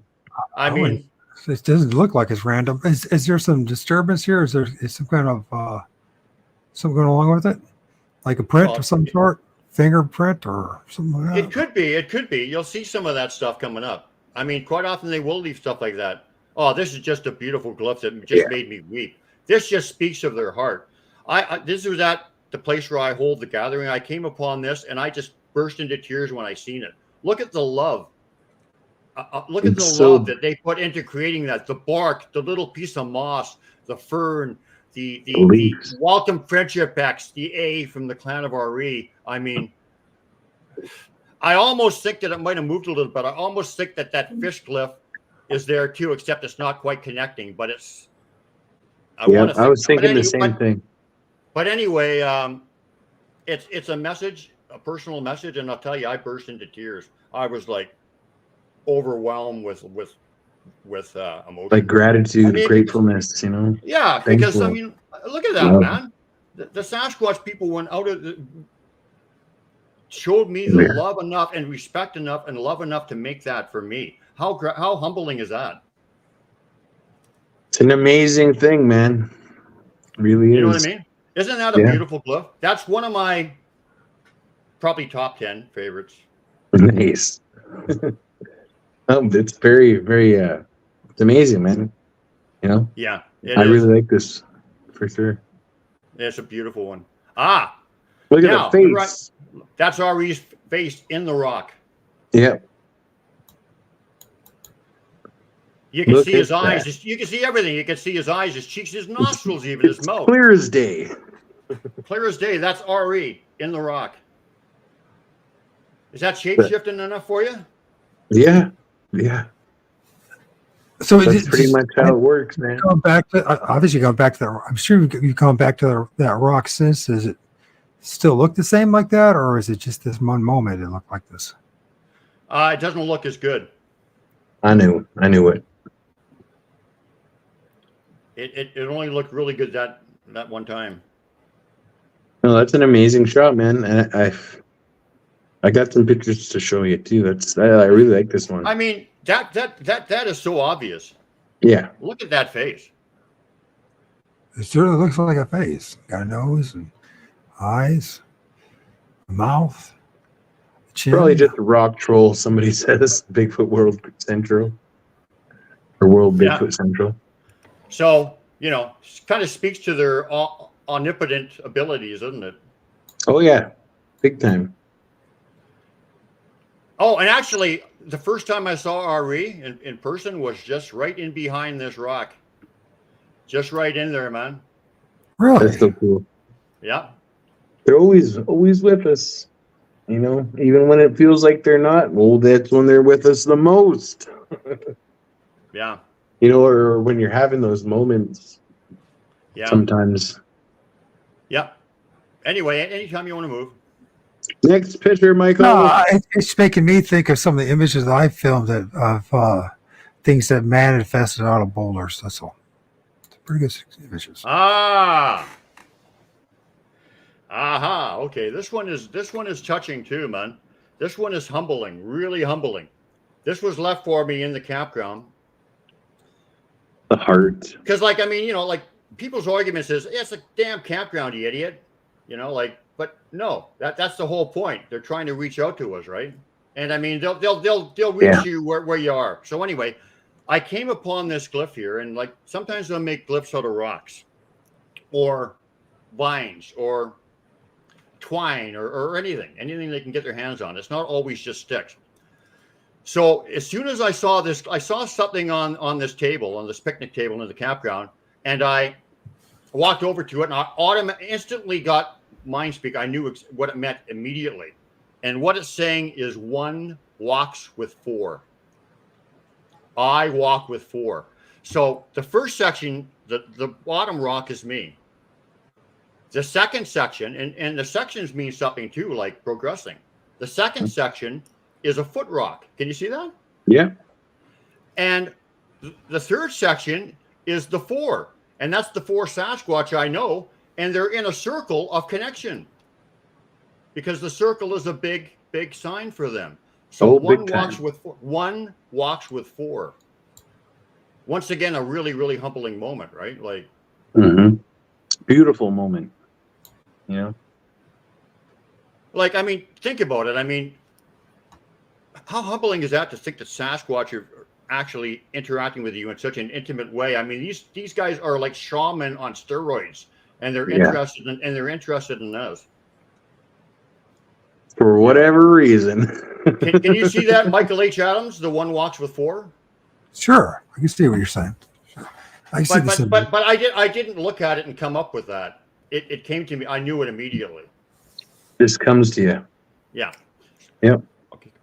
That's how the knowing works, right? They just drop you this information and you pick it up. I gifted them. I don't really gift them much anymore, because it was just kind of a phase, an introductory phase. I don't think it's that important at this stage. But not that long ago, I did gift them some crystals, and I went back, and it was a long time. I went back, and it was buried really deep in a stump. I went back, and they swapped one of the crystals out for this one. So they took one and gave me this. Cool. It's a great one. Yeah, so they gave me this little quartz crystal here. Very cool. Yeah, we can go on. Where did they leave it? Picture. Where did they leave it for you? Right where I left the other ones. All the other ones were there, but they took one of the crystals out and put this one in. So is this on a bench? Is that what you're saying, or a picnic table? No, not on a bench. It was buried in a hollow stump. Oh, okay. Buried deep in a hollow stump. 6 crystals. They swapped one of the crystals out and put this in. So I kept it, obviously. Yeah. It's meant to be. Yeah. Once again, the circle of connection. Just a beautiful thing. The circle, man. It's definitely there's a huge meaning with the circle. Yeah. And I found it too, man. I found it, but I've never put something for it, for myself. I don't know. But I found them. Oh yeah. Do you ever find fire rings with twigs and stuff in them, like it looks like simulated fire pits. Yeah, this is what they do. They literally, I call them mock fire pits. Right. Okay, and I even found a mock fire pit that had a piece of charcoal that was brought from another fire, just one little piece, and put in the middle of it. Yeah. Well, So you I'm know like, what? That's great that you notice that, because that's exactly what they want you to notice that, right? mhm, Yeah. We can move on, 100%. Mr. Adams.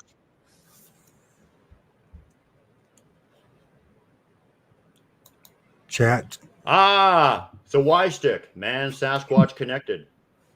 Now they left this at the beginning of a trail for Susan and I, and just on the other side of that that fence there was one single track. Oh wow. Right there, one single track that went along with this glyph. Man, Sasquatch connected. And I always say that the longer prong, I'd like to say, is the Sasquatch, if one is longer. Then the short, littler one is the man, and then the shaft is the connection between us. Mm-hmm. I see it. So we can move on. That's my meaning. Once again, I'm not trying to tell you that's what it means. That's my meaning. Exactly. So I found these before. I found this before out there. Just like that. So now we're going to get into how I know. I think this next series of pictures will be getting at how I know that they know what I'm doing years before I even do it. Like they know that I'm going to come up with a meaning for a glyph years before I do. So one day I came upon a Y stick in a structure, and I had seen the Y stick for forever. Right from the beginning. I knew what the X meant, I knew what the A meant, I knew what the H meant, what the 4 meant, and a bunch of other ones.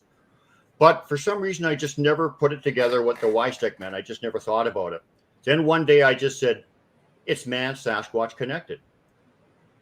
So as soon as I came up with that meaning, boom. The very next day I went back, and there was this Y stick left there for me, propped up against a tree, with the individual who left it, I think, represents the rock. I think that's my take. But anyway, so I came up with a meaning, and they showed me this the very next day, and it gets better. We can go on. Now, do you remember I said the Y stick means man Sasquatch connected? Yep. Now we're getting into the fish glyph too. You see the fish glyph there? Of course. Susan and Brian are connected, right? Man Sasquatch. Okay. Susan. Hold on. No. You see the fish glyph part of it? Yes. Okay, you do? You've Yes. watched enough of my stuff, so you know what I'm talking about. Of So course. there's Brian and Susan's connection. But I took this picture 5 years, a good 5 years before I knew what the Y stick meant. I didn't know what that little stick curling into it means. That's a Y stick. Oh yeah. So look at the message. Man and Sasquatch are connected. Man and Sasquatch are connected. We are all connected. It's just perfect, right? Yeah. Big time. And the little leaf there was from Rajase, because the female likes to leave little flowery stuff. But this isn't just the one time. I've seen hundreds of examples of this going back of, man, they knew. And one of the best ones is yet to come. So let's move on. So like I said, this was years before I knew what the meaning. Okay. Here we go. Okay. So my wife and I were sitting in front of our tent at night. And we couldn't have a fire. I think there was a fire ban or something going on. But anyway, we're sitting there. And my wife hears Fortuna in the bush just off to our left, where she said it was Fortuna. And she's very intuitive and gifted. And so I just trusted her that it was him. And she heard heavy breathing, like a big individual breathing, right? And I don't mean like heavy breathing, like, like yeah, just not a that big kind man. of breathing. No, not a big pervert in the woods, just a big guy, right? Breathing. She could hear, and she knew it was him. And so we went to bed that night. And before I go to bed, I always check around the area for glyphs and stuff. I'm always looking to see if they left anything or whatever. The next day I get up, and right in front of the tent, just tucked partially behind this tree is this cliff that was not there the night before. Now, look at it. It's a tent. There's two little people in the tent. You see the two little sticks? Yep. Yes. You see the stick off to the other, the bigger stick off to Sasquatch. you see the bigger stick on the other side of the tent, outside of the tent? No. Mm-hmm. Come on, get me the big stick. You're ruining my story here. No. Outside of the tent. You're horrible. Outside of the tent. You're close. Yes. Sasquatch. That's the Sasquatch watching us. Yeah. From when Susan heard him. He's watching us. That's where he was. And that's exactly the position he was at, too. That's where they were in the tent. Sasquatch was outside the tent. I mean, that's what instantly came to my mind when I seen this. But that's exactly the position he was when she heard him. So it's a perfect rendition of what he saw. You can even see the tent floor. You can even see the tent pegs. Okay, so here's the beautiful part of it. And so I'm looking at this, and I understand it all. And I see the X on the roof. You know, that's the common friendship welcome thing incorporated into the tent. But do you see the stick off to the 11 o'clock angle? Yeah. When I saw this, I thought, I'm not sure what that is when I took it, because it was, right? I said, I don't know what that is, but I'll probably find out eventually. Well, guess what? There's your why. Oh yeah, that instantly came to me already. Yeah. Did you see that? I didn't know it though at that time, but looking back at it years later, there's the why. So always there. So think about this. What this is saying, and this is undeniable to me. I'm not even I don't care if people believe it. It's undeniable because I've lived it. I've seen it over and over and over again. What this says is that they knew that I was going to come up with that meaning, or they knew what I was going to do, or they knew where I was going to be, or whatever, years before, I even formulated a thought or anything, because time is not linear for them. This is there's always lessons in all of these experiences and stuff, right? I just got my first member on. Sorry, but I get excited. That's your first guy? Yeah, first member of the Sasquatch Confessions team. Thank you so much. What, you only got one subscriber? Well, no. I have almost 7,000 subscribers, but this is for membership they donate, they pay a certain amount a month to be a part of the team, right? Or they can gift us and stuff, right? So they're very cool, man. Thank you so much. That was the first time. Thank you. You see, Michael, these young guys with all the what do they call it? TikTok and all these things. I mean, you can add a few years and you've got 7,000 subscribers. I got 1,700 or something. Bro, I grew my YouTube channel. Once I started taking my path again, with Sasquatch, and actually going out and making my own content, like filming my hikes and stuff like that.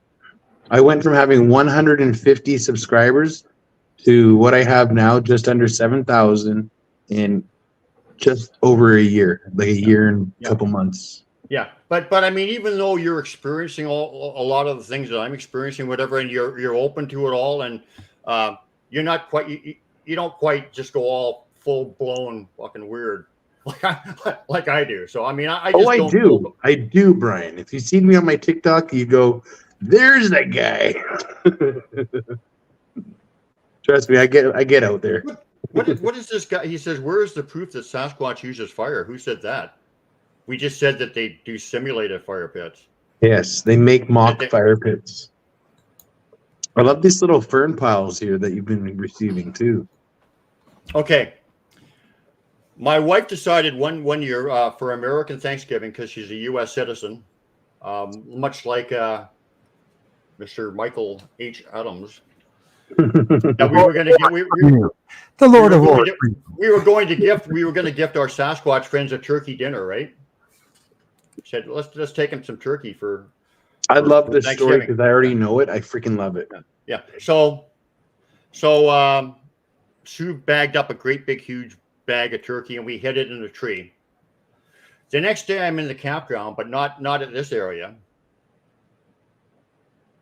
And I get this confirmation that they either took the turkey or that they were acknowledging it. So I knew it was one or the other, that they had either taken it or they were acknowledging it. So we went back, and sure enough, the turkey was gone. And I feel overcome with emotion almost, like, because they're hitting me up with energy this whole show. And you know, when you feel their love and you know that they're showing you love with what I'm explaining here, and you're just reliving it, it's kind of emotional, right? So, oh yeah, big time. So the turkey's gone, and at the foot of the tree are these 2 fern frond bouquets, one for my wife and I as thank yous. So they're cool, even man. tied. They're even tied with string or whatever at the bottom, I think. And Literally the same, like in the same, almost. Was it the same hike? Like while you were out, this happened. Like you guys brought the turkey out. No. The next day, I went back to an area really close, and I got the confirmation that they had either taken it or. And then you find this. Yeah. Okay. And it was one for my wife and one for me. Yeah. So cool, man. So cool. Oh, yeah, we've seen that. Ah, yeah. Okay. Well, they left this by my house. Now, what you're seeing here. Now, check this out. This is where, I mean, I got lots of these, so this is where it gets intricate. What you have here is you got the Brian and Susan fish glyph, the connection glyph. You've got the Y at the top for Man Sasquatch Connected. Brian and Susan are connected. And do you see a 4 in there? Yeah. You see the 4? That 4 is Forshna. That means that he made that glyph. So my friend Forshna made that glyph. Brian and Susan are connected. Man and Sasquatch are connected. And Forshna's telling me so. That's so awesome. Isn't that awesome? I mean, that stuff you can't, you know. I mean, I think just from what I've even said, I mean, just this little bit here, you can see that there's definitely something going on that's more than coincidence. Oh, yeah. For sure. Isn't that amazing? Very, man. I love it. That's so cool. And you found these multiple times, the same ones. Like this, right? Hundreds of times. Yeah. Yeah. In all different areas, like all over the place. So in the cool. woods, at my house, in other cities, towns, states, provinces, wherever. Yeah. Right. Like I went to Oregon to visit my wife. Walked out to the parking lot where the truck was, and there's a glyph right beside my truck. You know, and that's happened many, many times. So they'll just let you know they're with you, no matter where you go. Went to my wife's daughter's wedding, and it was, you know, she had divorced her husband, obviously, and it wasn't a real comfortable situation going there, right? And we were a little nervous about what was going to go down. And the Sasquatch left us a friendship welcome X right in the washroom to let us know they were there watching out for us. Like that's in a place where it was really a tight place, so that the first person that went in there, they would have moved it. So it was just placed there. Yeah. Move on. Man, Sasquatch connected, and Brian and Susan are connected. You see it? You see the pattern developing here? Oh, yes. The fish, the Y. Yeah. By the way, there's all kinds of different kinds of glyphs or whatever. I'm kind of concentrating on a few different ones, but there's multiple, and they're as diverse as your imagination. So I'm going over some of the same ones because you can see what's going on. I can tell the story here. But isn't that amazing? Like, look at that. Over and over again, man. And you know, like some people actually say that they just felt like that. Like some guys it's like people who look at the Patterson film, and it's obviously a Sasquatch, but they say, well, they can't exist, so blah blah blah, and just dismiss it. Well, people actually have told me that that these sticks just felt like that, but it's just that they're not really looking at them, right? Yeah, man. So that's fine. That's fine. Isn't that amazing? I love that. Yeah. Yeah. It's so cool that they keep showing their presence like this to you. that day that I saw the Sasquatch, I've seen it twice actually. A Sasquatch cross the trail and materialize out of thin air. But the day I did it, and I was and I saw that glyph with the vine around it and the multiple fish glyphs, I was led off trail to find this and 3 other big circle creations. So this is something that they showed me when I was there. I only went off trail twice, and both times I found significant things. So they're guiding us, right? Oh yeah, no. I found there's one of these out in Chehalis, and I mean it's literally right on the side of the a walking trail, and it's made out of rocks. I don't know if it's Sasquatch, but it's literally right on the side of the trail. A big swirl like this. Yeah. Hey, and the other thing is look at those sticks. They're all bent. Where are you going to find 1,000 or whatever is there? They're all perfectly bent the same way they're too. All bent, man. That. Yeah. You tell me you could go out in the woods and make that. It's freaking very cool, man. I love it. Do you know what I mean? Yeah, I do. I see the sticks. Every one of those. It take you forever to go find the fucking 100 sticks that are all bent the same curve, just like that. You'd have to walk around for hours to find them all. Exactly. And I mean, I'm telling you, man, it's Sasquatch for sure. Yeah. Okay. Move on. We could always, if you guys are running out of steam, we could always do a part 2. I mean, I'm good. We are on 3 hours, and I do have to work in the morning. I do. How many more pictures do we got? Because maybe we can wrap it up. Because I do want to get into what their message and everything is. And we definitely want you to come back. There's definitely so much more stuff I want to show with these pictures, though. But wait a minute, hold on. Put that one picture back, though. Okay, so this was the first time I saw RE. Randy Brisson and I were way back in the woods, and we're by a little sandy area by a little river, and we saw this glyph in the sand, 3D propped up, and it's RE's A, and it's also got the X in there. Do you see that? AX. Mm-hmm. Friendship welcome from the clan of RE is my meaning. Look what's woven in to that glyph. The same thing. The exact same thing is woven into it on the left-hand side of it. Mm-hmm. And so when I saw this, we saw this, and then suddenly Randy Briston and I are standing there. We're just standing, and all of a sudden, we both knew, and this has happened many times with us. We just turn, or we look up, or we do something in perfect unison with each other, and we don't even know why we did it. Consciously no. But anyway, we both looked into the woods just off to our right, and there was RE standing there, maybe 50 feet away or something, and 12 feet tall, and he looked like kind of like a phantom or whatever, and he just stood there, and as soon as he acknowledged that I had seen that glyph, because this glyph was for me, because he just gave me the knowing, the yes, because this is what he's communicating with me through one way.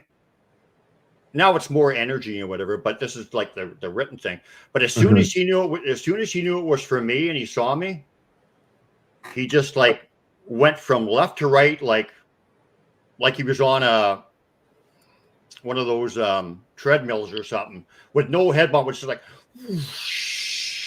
just like supernatural, and he just disappeared, and it was freaking awesome, man. That's so cool. So how often do you guys have shows? Every Monday and Thursday we've been doing them. How many more pictures do we have, Michael? Because I really want to. 32. 32 more pictures? I think you got hundreds more. JT sent me 88 images from you, so we actually. It's hard for me. It's hard for me to. It's hard for me to pick because there's big stories. There's huge stories with it. It's been 3 hours plus, and so what we should do is to do part 2, and then you think about maybe adding an additional 30 or 40 images for the next show, or just whatever you want to do. You can do what you want. I think but there's one thing that's important about this, Brian, is I've been paying attention to your show and other things, and it's just, the first hour is pretty rough, and they're joking around and all that stuff. And once we settle into this and just allowed you just to explain where you're coming from, I think this is be a pretty important thing to do for not only, maybe not for you, but for the rest of us to understand really where you're coming from. And this is an opportunity to have, that chance, you know what I mean? Where we can work together as a team to make it happen. So yeah, that's how I see it. Because, I pay attention to the Pork and Beans show, and it's a little more chaotic and a little more difficult. And there's a lot more personalities involved. No, we work good together with this, and this allows you to share. I have a blast doing this, man. I have a blast doing this. Yeah. So it was a good time. Do you have a guest next week? We have we have available spots open, but I mean, we could work it for part 2 for next week if you're into that. Well, JT was supposed to schedule other people, but he's been dropping the ball. No, I have not. Yes, if I've got 38, if I've got 38 more images, then that's probably enough. And I don't have to talk just with pictures. I want to talk about their message. And yes. Well, let's do it. Let's do it this way. We definitely want to do it with you, but let's do it again next month. Would that be all right? So that way we have a couple other guests to be on and share. Yeah, absolutely. Why not? Because you got a lot to say. And I mean, we did it last time with Shell. I mean, it's up to you, JT. What do you want to do? It's up to you. I'll make the call off the live. But I'm thinking fine. We might do it sooner than next month. Well, I mean, next month is only 2 weeks from now. So, but yeah, I mean, listen, let's do it this way. Let's do it right now. You want to come back next Monday? Yeah, why not? Okay, we got to settle. Your job is easy, but it's not going to be easy forever, dude. I bust my butt off. Yes, it will, man. They bring them to me. I guess so. Yeah. But anyways, because what we've talked about now is amazing, and it talks about their abilities and who they are and their heart, and I mean, we haven't even got into their sense of humor yet, but they really do some funny stuff. But I mean, but like I said, what I call their core truths, which is which is the very foundation of how we will transcend the conscious shift or whatever that, like we all feeling is happening, like there's something going on. People are waking up, and they talk about like, being heart-based, no fear, no judgment, and not believing in division or whatever. But that's just basically, saying it really simply without getting into the depth, the meat of it or whatever. But I mean, it literally is so important that if we follow that, if we actually live by that, we wouldn't have any of the problems that we're having today. We would, I think that living in the heart and living those truths are the solution to our quagmire that the human beings are in, if we can pull it off, right? Anyway, I mean, it could possibly. I mean, I view the world differently. So I believe we live in a reincarnation, soul trap matrix. And this place is not where we're supposed to be. We're trapped in here. At least I know I am. I never would have chose a life that we're not getting onto the soul trap matrix right now. That's a whole nother story. Well, why can't I? I've been listening to you guys for an hour too. Why can I say that? Man, it's been 3 hours and 15 minutes. I'm trying to get to bed now. Right. It's a valid point, because you brought it up, and I'd say this is we can debate that next week. But I want to get way more into that, because that's really the only thing that's really important to me. Yeah, so we see the world differently. That's all. We can see the world. It completely changed my life, and I mean, and I want to talk about the Love Zap too, because that was a download of like universal knowing that was just like, oh my God. That was profound, and you don't never come back from that. Mm-hmm. We'll talk off the live, and we'll figure out what we're going to do next week. Exactly what we're going to speak on. Yeah. But yeah, no, I can't wait, man. It's going to be awesome to have you back on. I mean, it's so cool, man. Part 2 with Brian Bland coming up. That's right.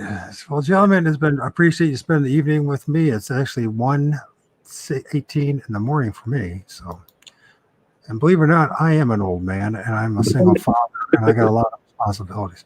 So here we go. Let's end it with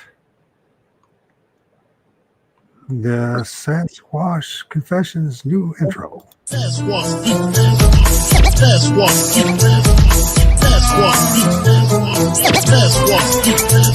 Put together a little lecture and I'll make the class watch. Pacific Northwest, where we're blessed with Sasquatch. Like in the Himalayas, the abominable snowman, known to have strength more phenomenal than Conan. Discovered evidence of this endangered species. Footprints, hair samples, even stranger feces. Put a bad taste in your mouth like a glass of scotch. Some say it smells worse than an ass or crotch. In British Columbia, they're more than legendary, even though the skeptics claim he's imaginary. Eyewitness accounts that attract attention, while others can't decide if it's a fact or fiction. Is there an ounce of truth? I don't pretend to know. I'm searching for the proof, whether friend or foe. Got his own erotic novel, getting naked with ladies. What's the missing 411? Ask David Pallades.